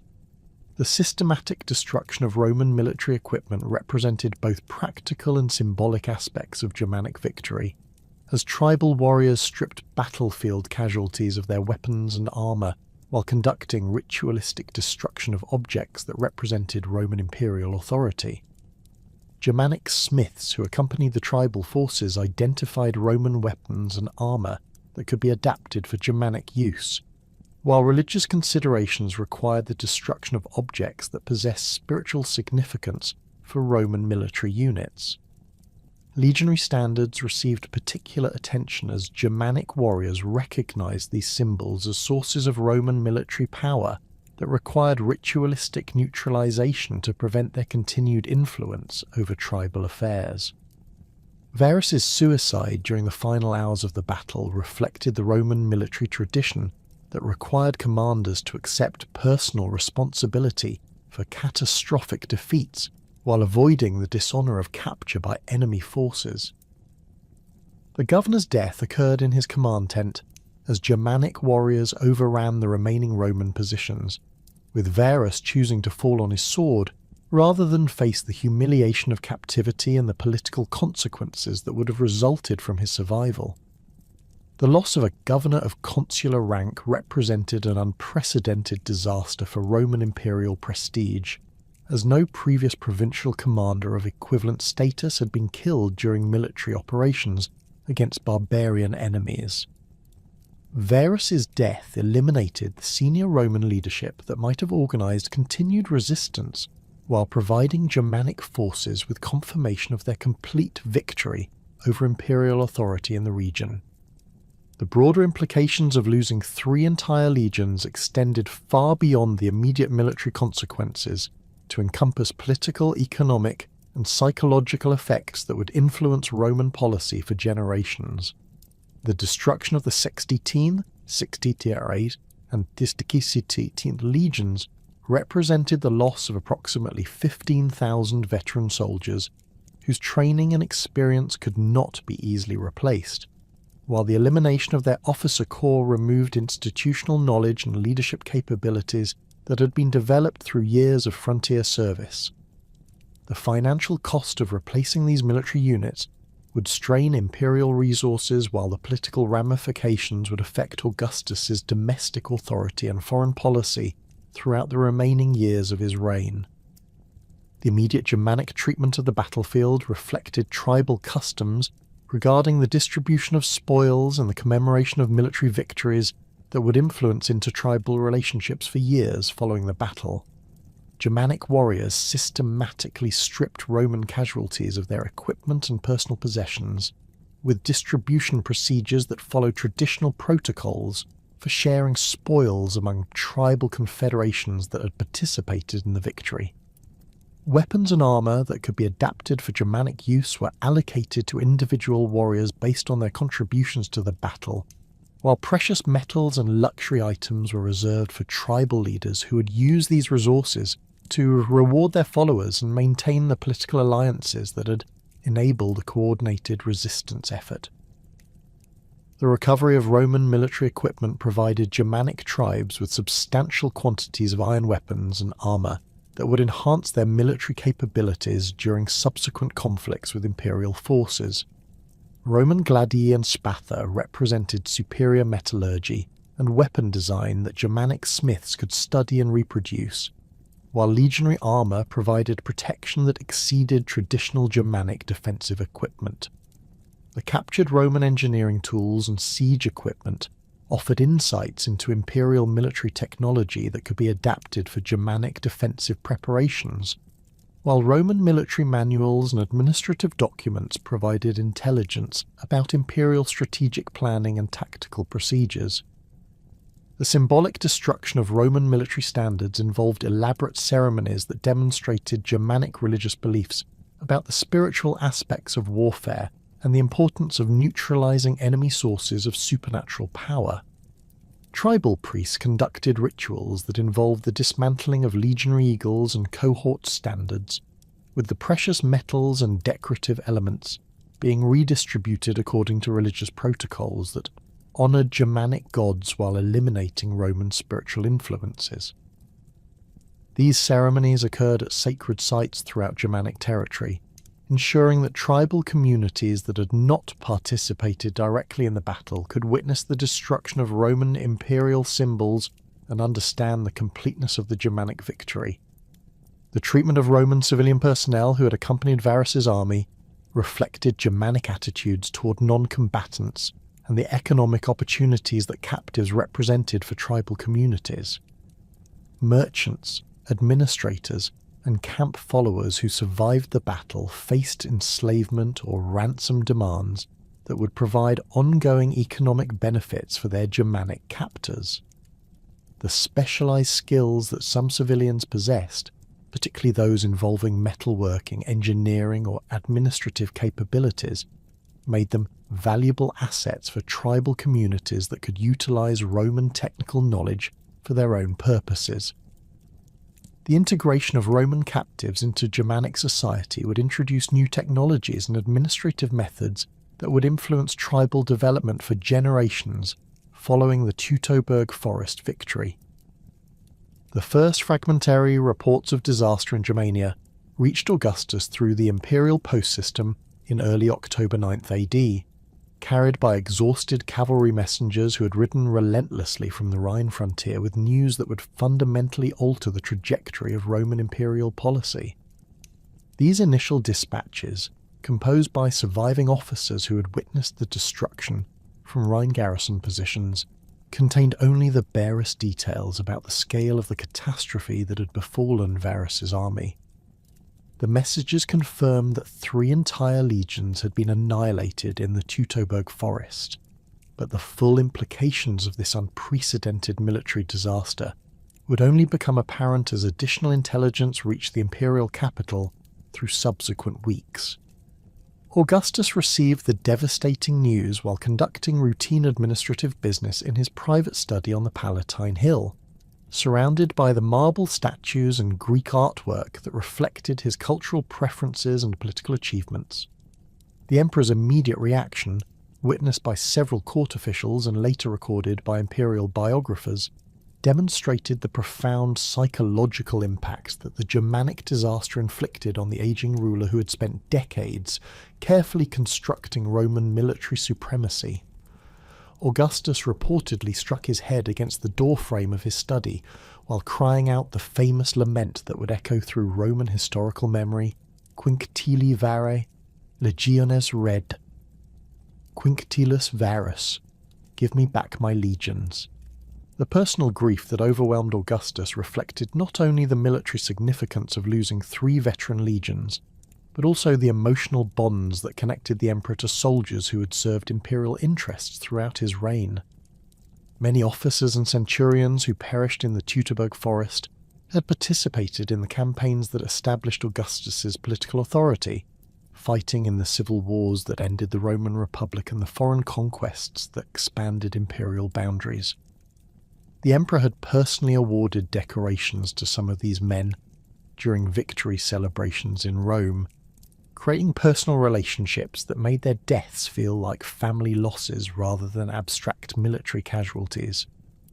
The emperor's physical deterioration following the news became immediately apparent to court observers, who noted his inability to maintain the composed demeanour that had characterised his public appearances throughout his reign.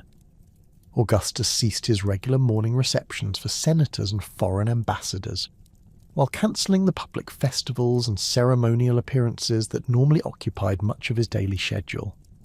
Palace servants reported that the emperor wandered the corridors of his residence during nighttime hours, often stopping before the busts of deceased family members while muttering incoherently about Germanic treachery and Roman military failures. His hair, which had remained carefully groomed throughout his political career, grew unkempt as Augustus neglected the personal hygiene routines that had previously reflected his attention to imperial dignity. The strategic implications of the Germanic disaster extended far beyond the immediate loss of military personnel to encompass fundamental questions about Roman imperial expansion and the security of existing provincial territories. The destruction of 3 legions represented approximately 15% of the entire Roman army, a catastrophic reduction in military capability that would require years to replace through recruitment and training programs. More critically, the annihilation of Varus's forces had eliminated the primary military strength that sustained Roman authority throughout Germania, creating opportunities for tribal uprisings that could spread beyond the immediate disaster zone to threaten established Roman positions along the Rhine frontier. The emergency military mobilization that Augustus ordered in response to the Germanic crisis required unprecedented peacetime recruitment efforts that strained Roman manpower resources while disrupting the economic activities that sustained imperial finances. The emperor commanded provincial governors throughout the empire to accelerate military recruitment while suspending the normal exemptions that protected certain social classes from military service. Veterans who had completed their standard terms of enlistment received orders to return to active duty, while the minimum age requirements for military service were reduced to enable the recruitment of younger men who lacked the physical development that traditional Roman military standards required. The recall of Tiberius from his Illyrian command represented Augustus's most significant strategic decision in response to the Germanic crisis, as the emperor recognized that only his most experienced military commander possessed the capabilities necessary for managing the complex defensive operations that frontier security would require. Tiberius had been conducting successful campaigns against Pannonian and Dalmatian tribes when he received urgent orders to transfer his forces to the Rhine frontier, abandoning territorial gains that had required 3 years of difficult fighting to achieve. The strategic withdrawal from Illyricum reflected Augustus's assessment that Germanic threats posed more immediate dangers to Roman security than the Balkan tribal resistance that Tiberius had been systematically suppressing. The logistical challenges involved in transferring Tiberius's army from Illyricum to Germania required massive coordination efforts that tested Roman administrative capabilities while demonstrating the empire's capacity for rapid strategic redeployment. 4 legions, along with substantial auxiliary forces, needed transportation across the Alps during late autumn weather conditions that made mountain passes treacherous for large military formations. The army's baggage trains included siege equipment, artillery pieces, and engineering tools that had been specifically designed for Illyrian operations, but would prove valuable for establishing defensive positions along the Rhine frontier. Supply depots throughout northern Italy received orders to accumulate provisions for the transferred forces, while road maintenance crews worked frantically to repair the mountain routes that would carry this massive military movement. Tiberius's arrival at the Rhine frontier in November 9th AD marked the beginning of comprehensive defensive preparations that would transform Roman military strategy from offensive expansion to frontier consolidation. The new commander immediately ordered the construction of additional fortifications along the Rhine's eastern bank, while strengthening existing installations that had previously served primarily as supply bases for offensive operations beyond the river. These defensive improvements involved thousands of auxiliary troops and civilian workers who laboured throughout the winter months to create the earthwork, barriers and timber palisades that would protect Roman positions against potential Germanic invasions. The intelligence-gathering efforts that Tiberius initiated revealed the extent of Germanic coordination that had enabled the Teutoburg Forest victory, while providing insights into tribal military capabilities that Roman commanders had previously underestimated. Surviving auxiliaries who had escaped the disaster provided detailed accounts of Germanic tactical methods and the sophisticated planning that had characterized Arminius's ambush operations. These reports confirmed that Germanic tribes possessed military organization and strategic thinking abilities that exceeded Roman assessments, while revealing the political alliances that had enabled unprecedented inter-tribal cooperation against imperial forces.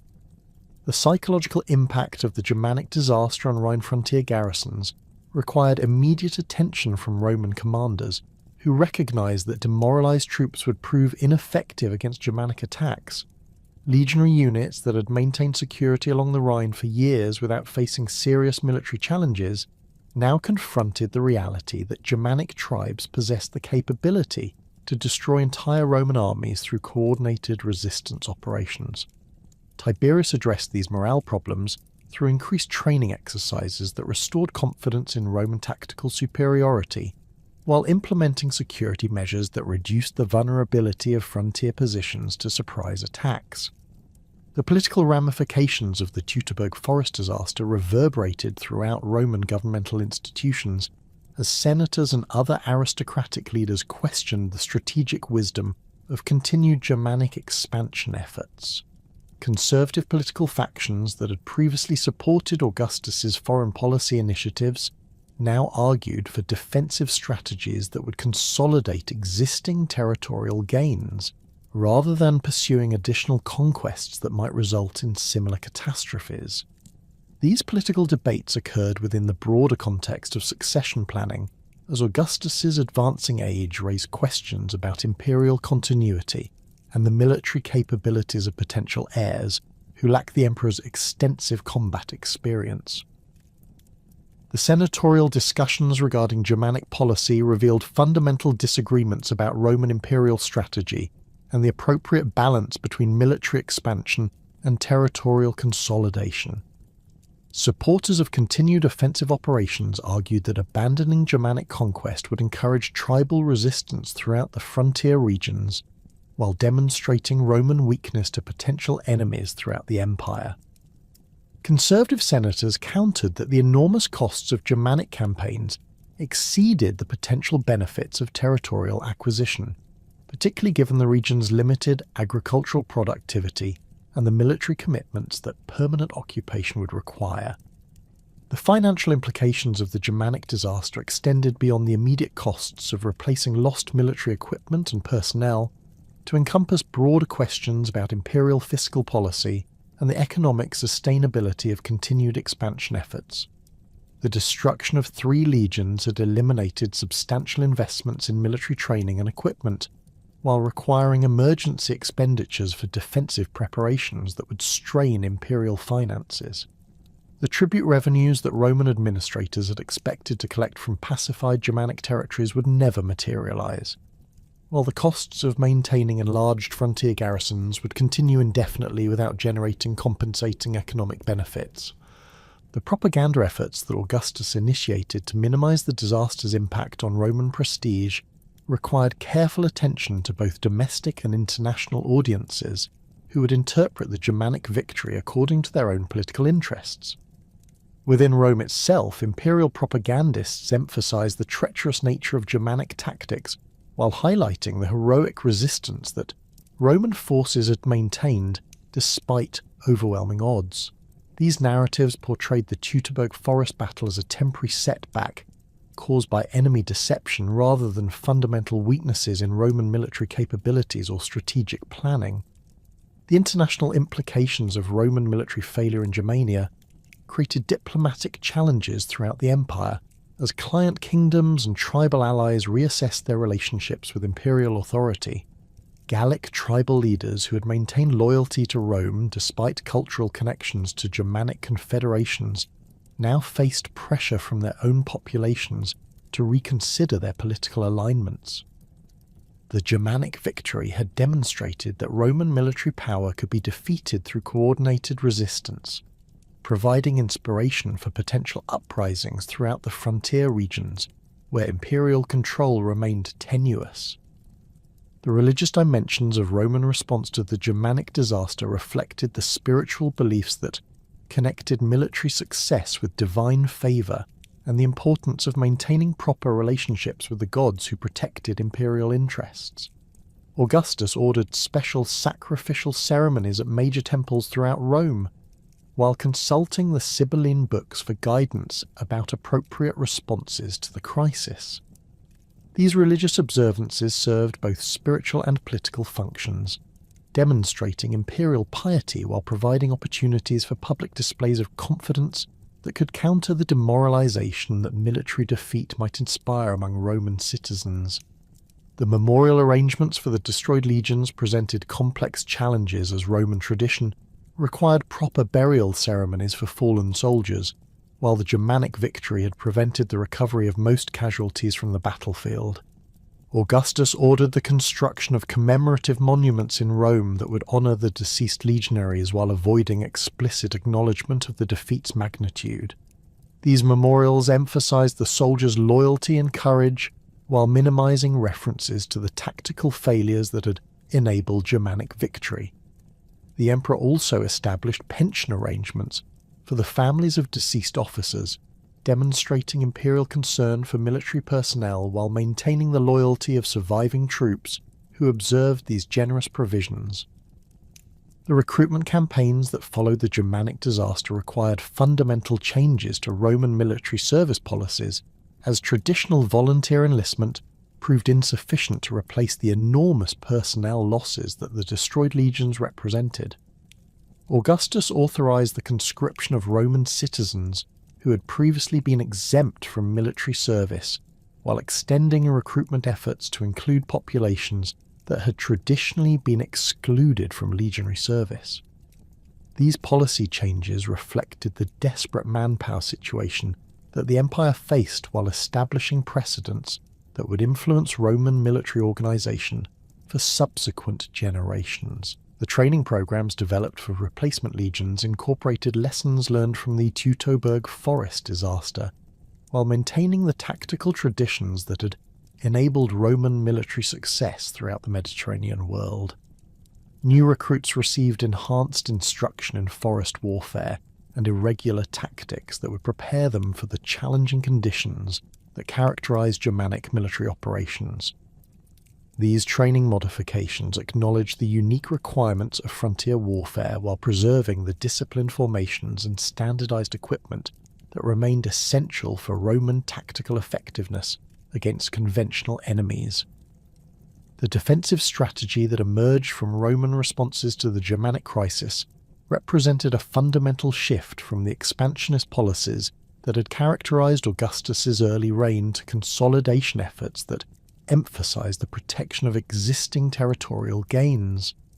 The Rhine frontier would become a permanent boundary rather than a temporary staging area for further conquests, requiring massive investments in fortifications and garrison forces that would transform the character of Roman military deployment.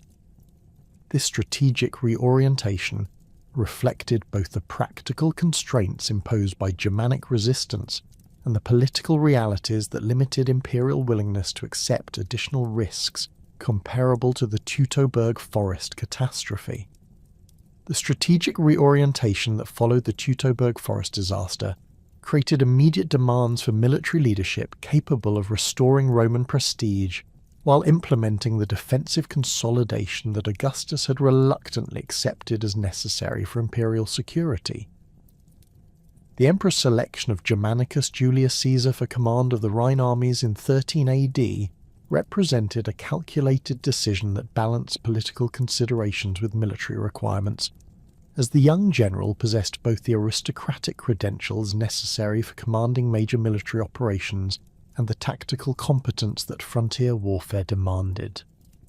Germanicus brought to his new assignment extensive experience from the Pannonian campaigns, where he had distinguished himself through innovative tactical adaptations and the leadership qualities that inspired exceptional loyalty among his subordinate commanders and enlisted personnel. The appointment carried symbolic significance that extended beyond immediate military considerations to encompass broader questions about imperial succession and the political legitimacy of Augustus's dynastic arrangements. Germanicus represented the third generation of the Julian family's military leadership, following the precedents established by Julius Caesar and Augustus himself in demonstrating aristocratic competence in commanding Roman armies during critical strategic situations. His Germanic assignment would provide opportunities to establish the military reputation that political advancement required while serving imperial interests, through the restoration of Roman authority along the northern frontier that had been so catastrophically compromised by Varus's defeat. The Rhine command that Germanicus inherited in 13 AD encompassed 8 legions distributed among fortified positions that stretched from the North Sea coast to the headwaters of the Rhine near Lake Constance, representing approximately 40,000 legionary troops, along with substantial auxiliary forces recruited from Gallic tribes and other allied populations.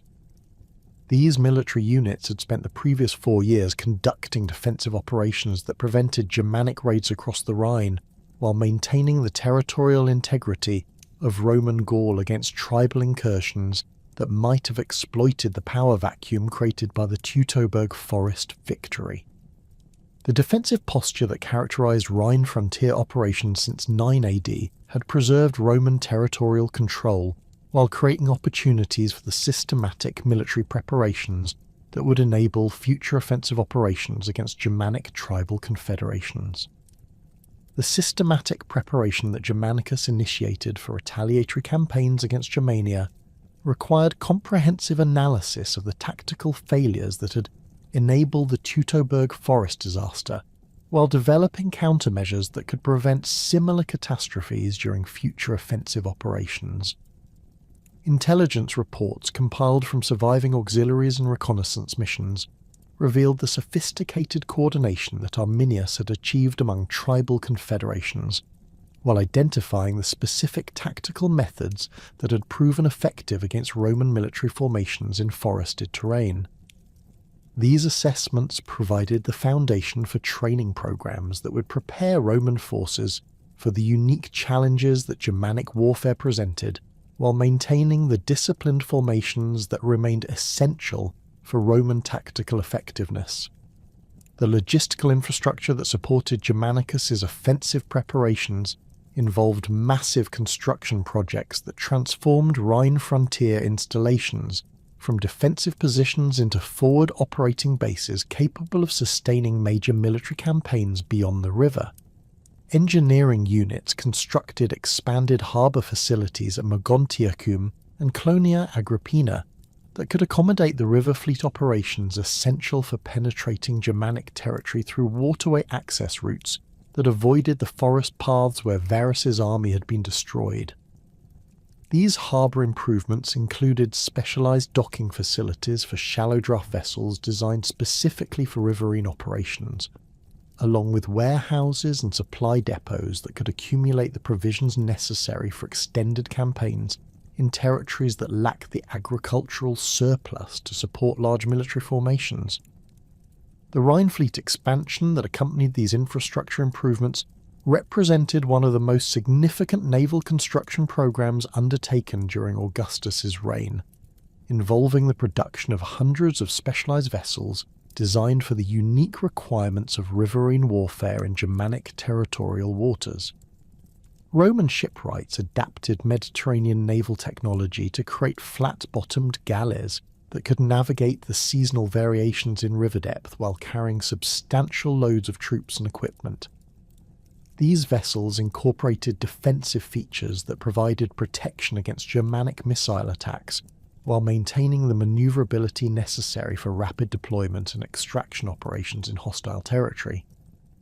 The recruitment and training programs that Germanicus implemented to prepare his forces for Germanic operations incorporated lessons learned from the Teutoburg Forest disaster, while maintaining the tactical traditions that had enabled Roman military success throughout the empire.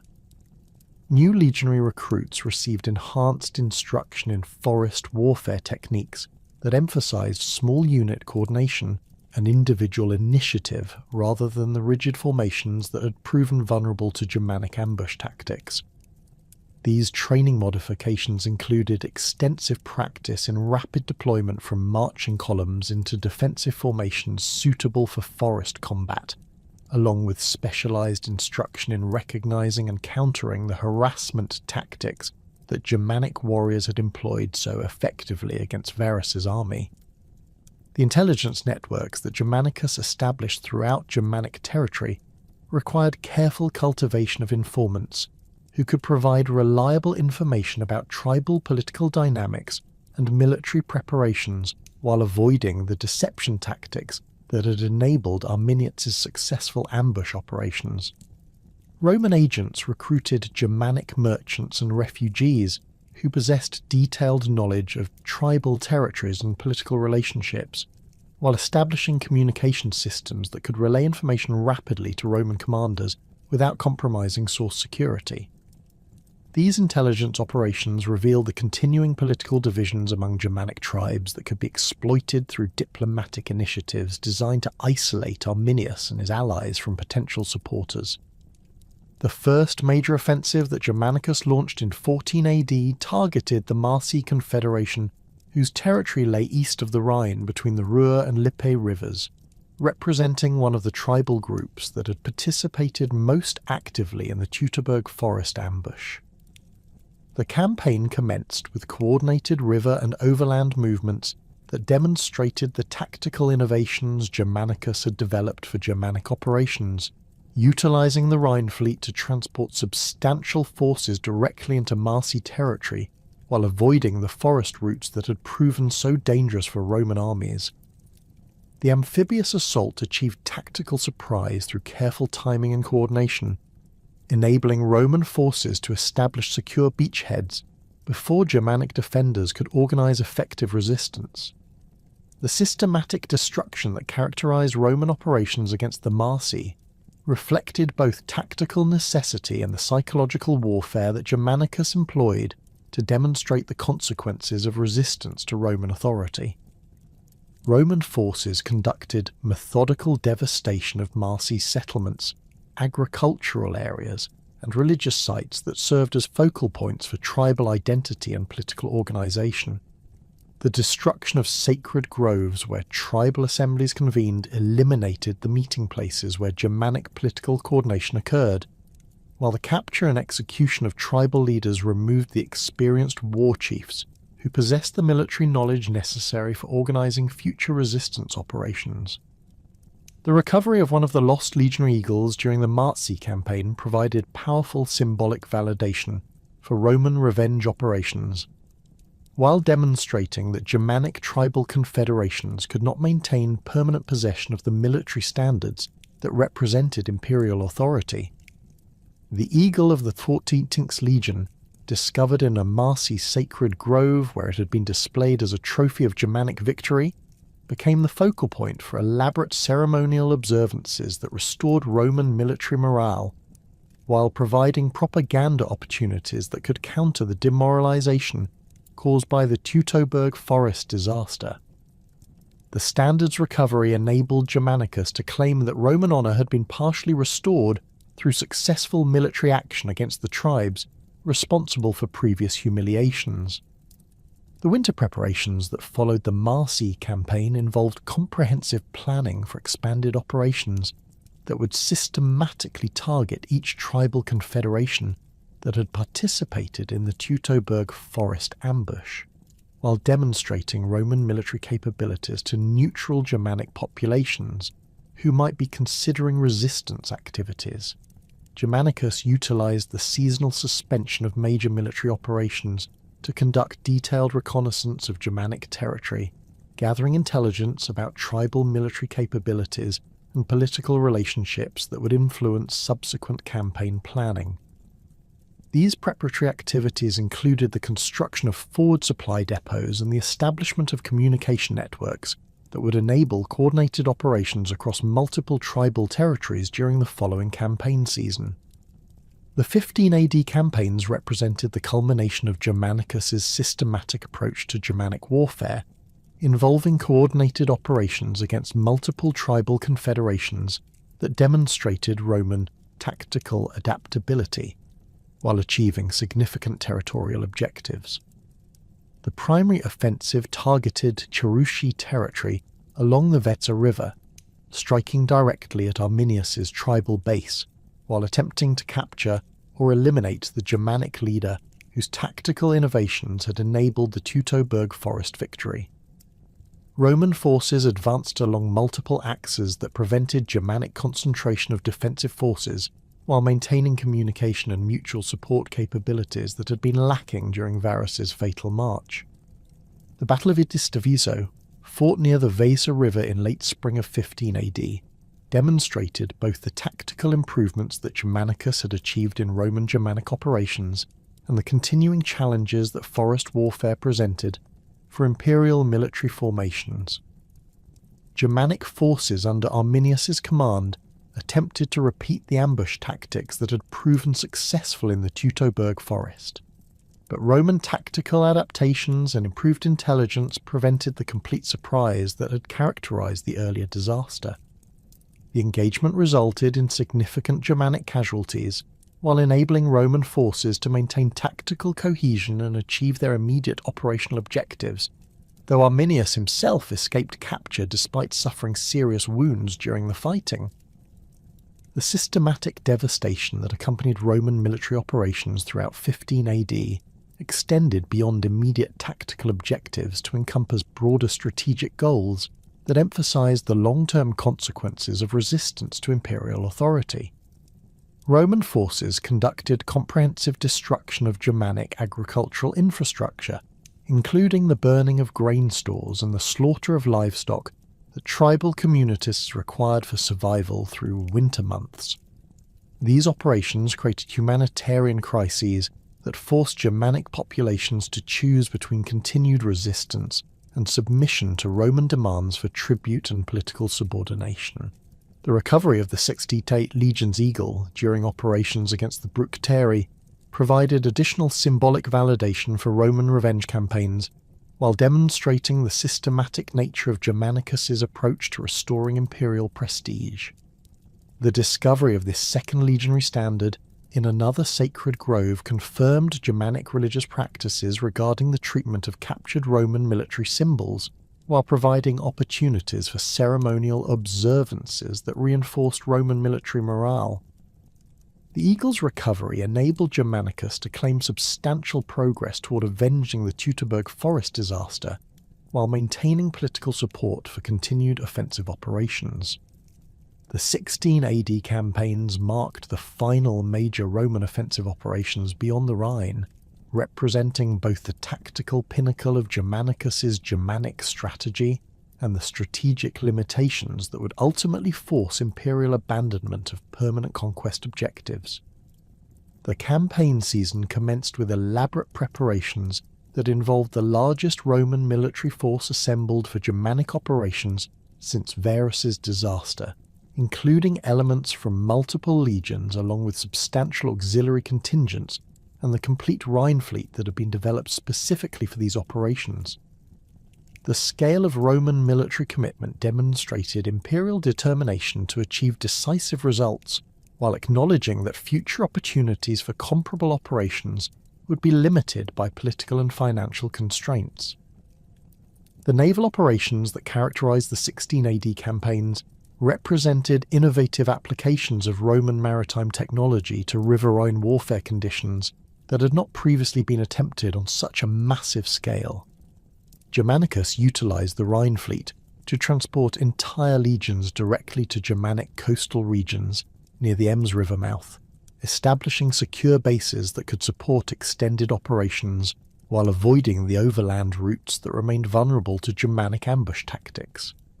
These amphibious operations required sophisticated coordination between naval and military commanders, while demonstrating Roman engineering capabilities in adapting Mediterranean maritime techniques to northern European environmental conditions. The final recovery of the 16th Legion's Eagle during operations against Germanic coastal tribes completed the symbolic restoration of Roman military honour, while providing powerful propaganda materials that Germanicus could present to Augustus as evidence of successful revenge against the Teutoburg Forest perpetrators. The discovery of this third legionary standard confirmed that all 3 eagles lost during Varus's disaster had been recovered through systematic military operations, enabling Roman propagandists to claim that imperial honour had been fully restored, despite the continuing independence of most Germanic tribal confederations. The eagle recoveries provided tangible evidence of Roman military success that could counter domestic political criticism of the enormous costs that Germanic campaigns had required. The strategic limitations that became apparent during the 16 AD campaigns reflected fundamental constraints on Roman imperial expansion that extended beyond immediate tactical considerations to encompass broader questions about the economic and political sustainability of permanent Germanic conquest.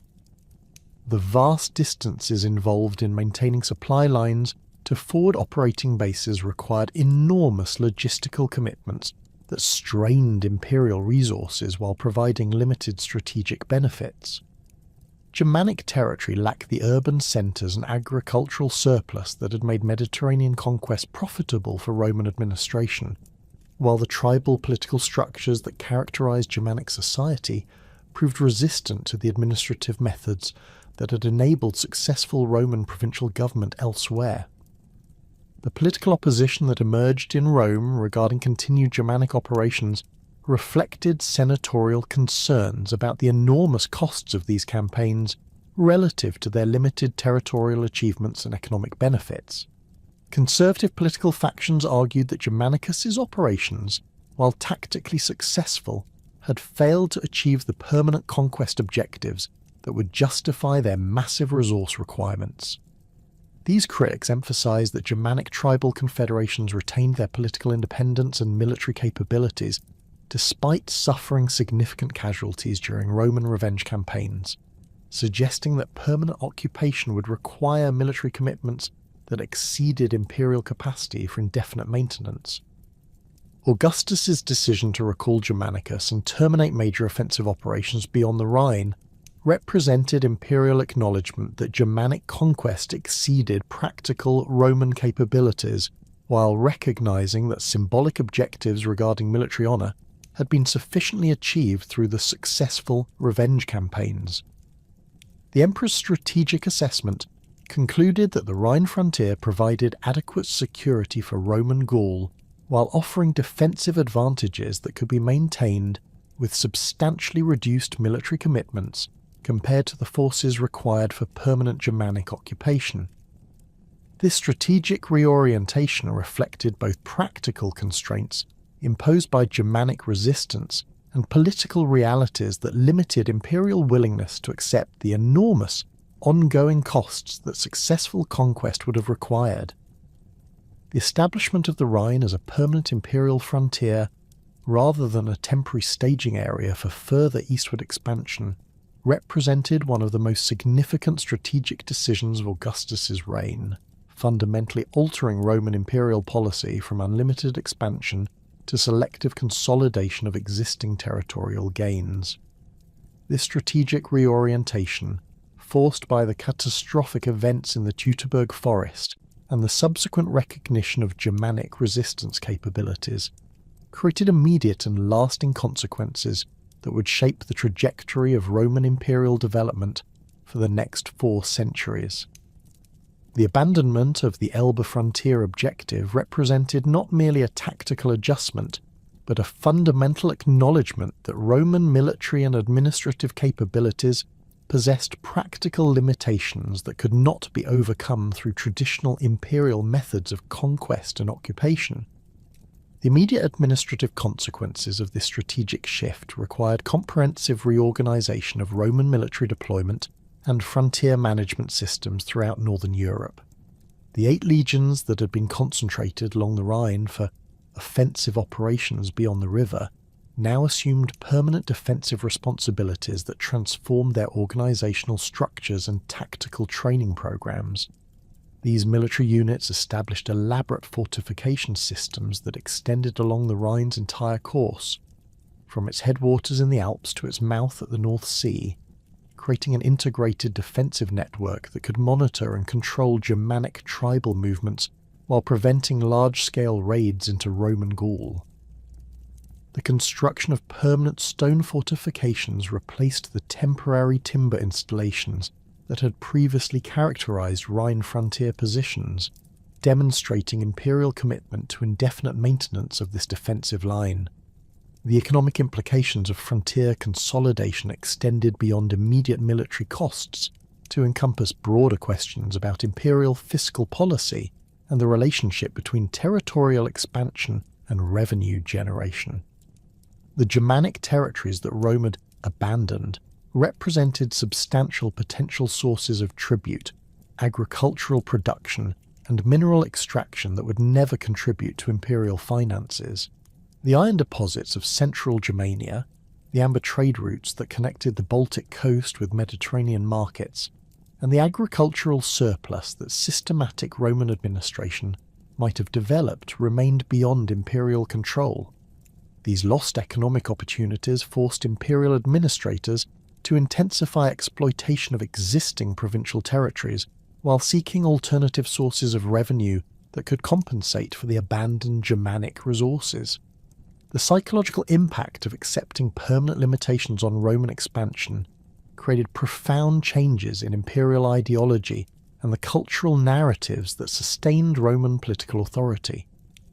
The traditional Roman concept of imperium sine fine, empire without limits, required fundamental reinterpretation in light of practical constraints that had been dramatically revealed through Germanic resistance. Imperial propagandists developed alternative ideological frameworks that emphasized the perfection of existing territorial arrangements rather than continued expansion, portraying the Rhine frontier as a divinely ordained boundary that represented the optimal extent of Roman civilization rather than a temporary obstacle to further conquest. The transformation of Germanic tribal development following the Teutoburg Forest victory demonstrated the broader historical significance of successful resistance to Roman imperial expansion. The confederation structures that Arminius had created to coordinate anti-Roman activities provided organizational models that influenced Germanic political evolution for generations following the immediate military crisis. Tribal leaders who had participated in the coordinated resistance efforts possessed enhanced prestige and political authority that enabled them to maintain larger military followings while exercising influence over broader geographic territories than traditional Germanic political structures had previously supported. The emergence of the Alemanni Confederation during the 3rd century AD represented a direct continuation of the political innovations that had originated with Arminius's anti-Roman coalition. The tribal groups that formed the Alemanni maintained organizational structures and military traditions that reflected the lessons learned during the Teutoburg Forest period, emphasizing coordinated resistance to foreign invasion while preserving individual tribal autonomy within broader confederate arrangements. The Alemanni's subsequent military successes against Roman frontier positions demonstrated the long-term effectiveness of the political and military innovations that had been developed during the initial Germanic resistance to imperial expansion. The Frankish Confederation that emerged in the Lower Rhine region similarly reflected the continuing influence of early Germanic resistance experiences on tribal political development. The Franks incorporated military and administrative techniques that had proven effective against Roman forces while adapting these methods to the changing strategic environment that characterized late imperial period warfare. The Confederation's eventual conquest of Roman Gaul and establishment of the Frankish kingdom demonstrated the ultimate success of Germanic political evolution that had begun with resistance to Augustus's expansion efforts. The cultural memory of the Teutoburg Forest victory became embedded in Germanic oral traditions that preserved detailed accounts of the battle and its significance for tribal independence. These narrative traditions emphasized the importance of coordinated resistance to foreign domination, while celebrating the tactical innovations that had enabled Germanic victory over supposedly superior Roman military forces. The stories that commemorated Arminius's leadership provided cultural models for subsequent Germanic leaders who faced similar challenges from external threats, while reinforcing tribal values that prioritize political autonomy and military effectiveness. The mythologization of Arminius within Germanic cultural traditions reflected broader patterns of heroic commemoration that emphasized individual leadership capabilities and the possibility of successful resistance against overwhelming odds.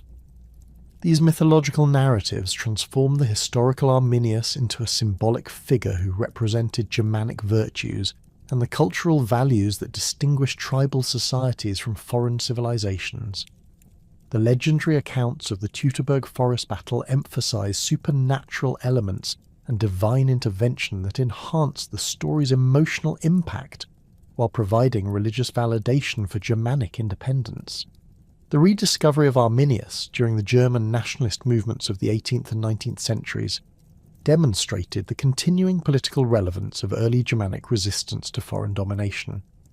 German intellectuals and political leaders identified Arminius as a foundational figure in German national identity, portraying his victory over Roman forces as the initial assertion of German independence that had preserved Germanic culture from foreign assimilation. The construction of the Hermannsdenkmal monument near Detmold in 1875 represented the culmination of this nationalist appropriation of early Germanic history, creating a physical symbol that connected modern German political aspirations with ancient tribal resistance to Roman imperialism. The archaeological investigations that began at Kalkries in 1987 revolutionised scholarly understanding of the Teutoburg Forest battle through the systematic recovery of material evidence that confirmed and clarified the historical accounts preserved in Roman literary sources. The discovery of Roman military equipment distributed across several square kilometres of terrain provided concrete evidence for the scale and intensity of the fighting that had occurred at this location.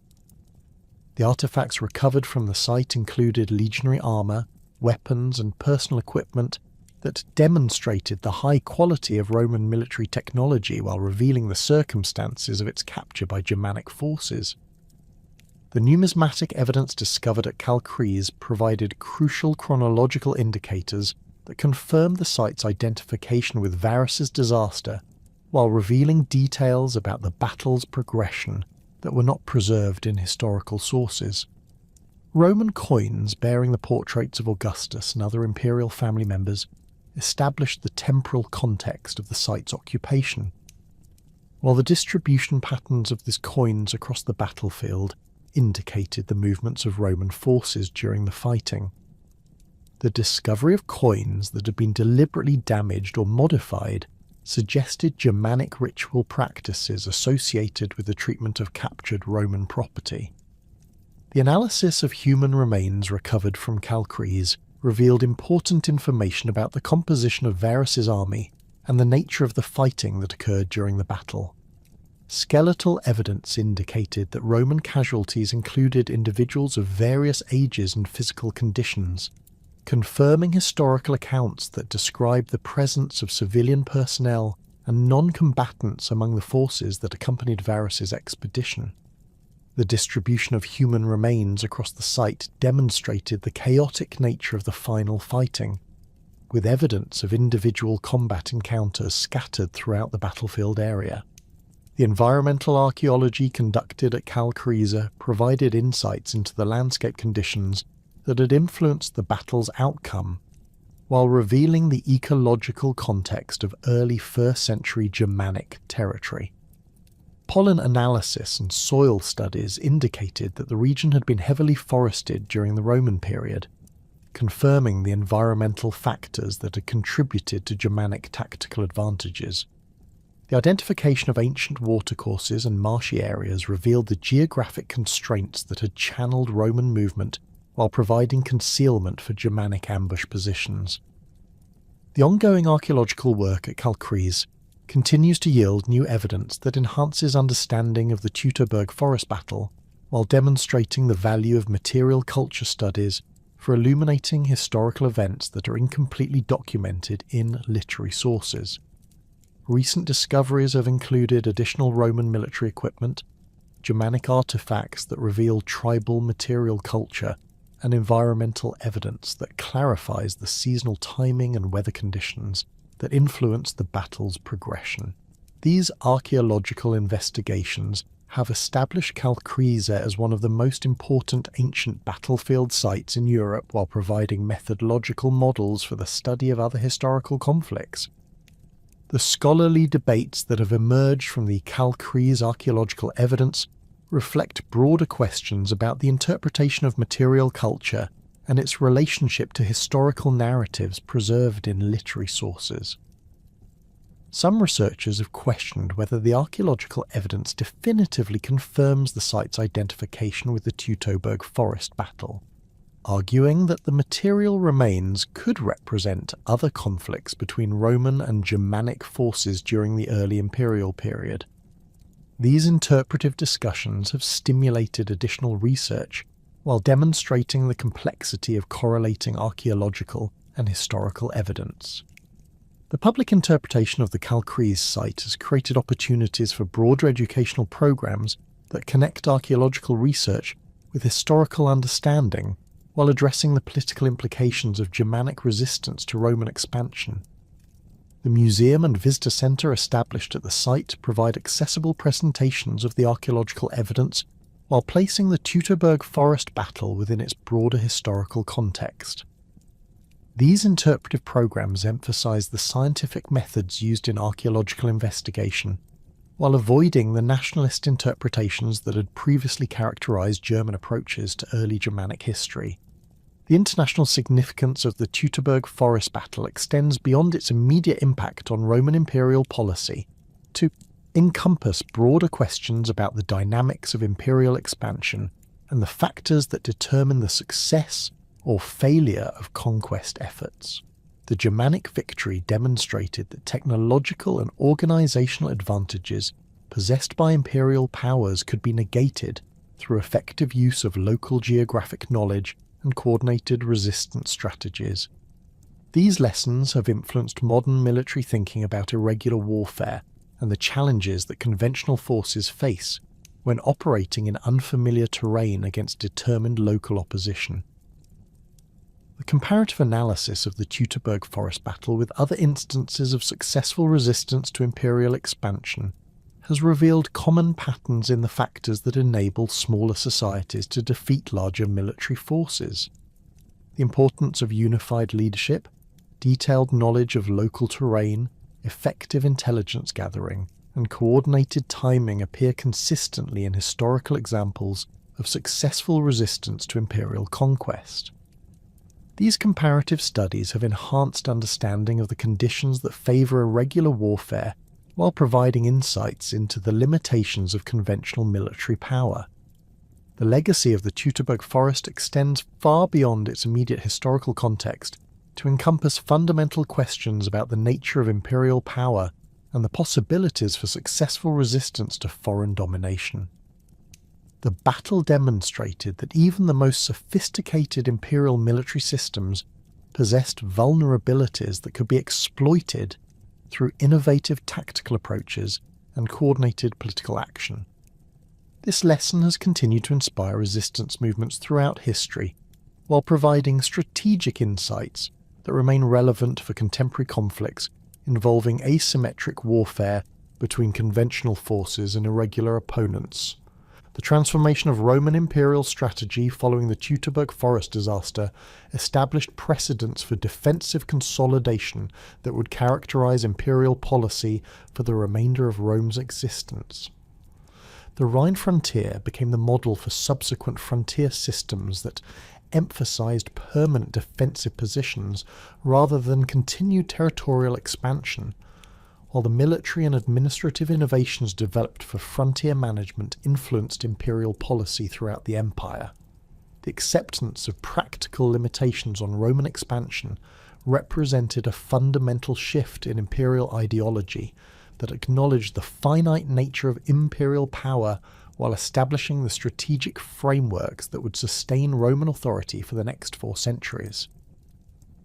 The enduring significance of the Teutoburg Forest battle lies not merely in its immediate military and political consequences, but in its demonstration that historical outcomes are not predetermined by apparent advantages in technology, organisation, or resources. The Germanic victory revealed the continuing importance of leadership, coordination, and strategic innovation in determining the success or failure of military operations, while highlighting the advantages that local knowledge and unified resistance could provide against seemingly superior opponents. These lessons continue to resonate in contemporary strategic thinking, while providing historical perspective on the dynamics of conflict between different types of military and political organizations.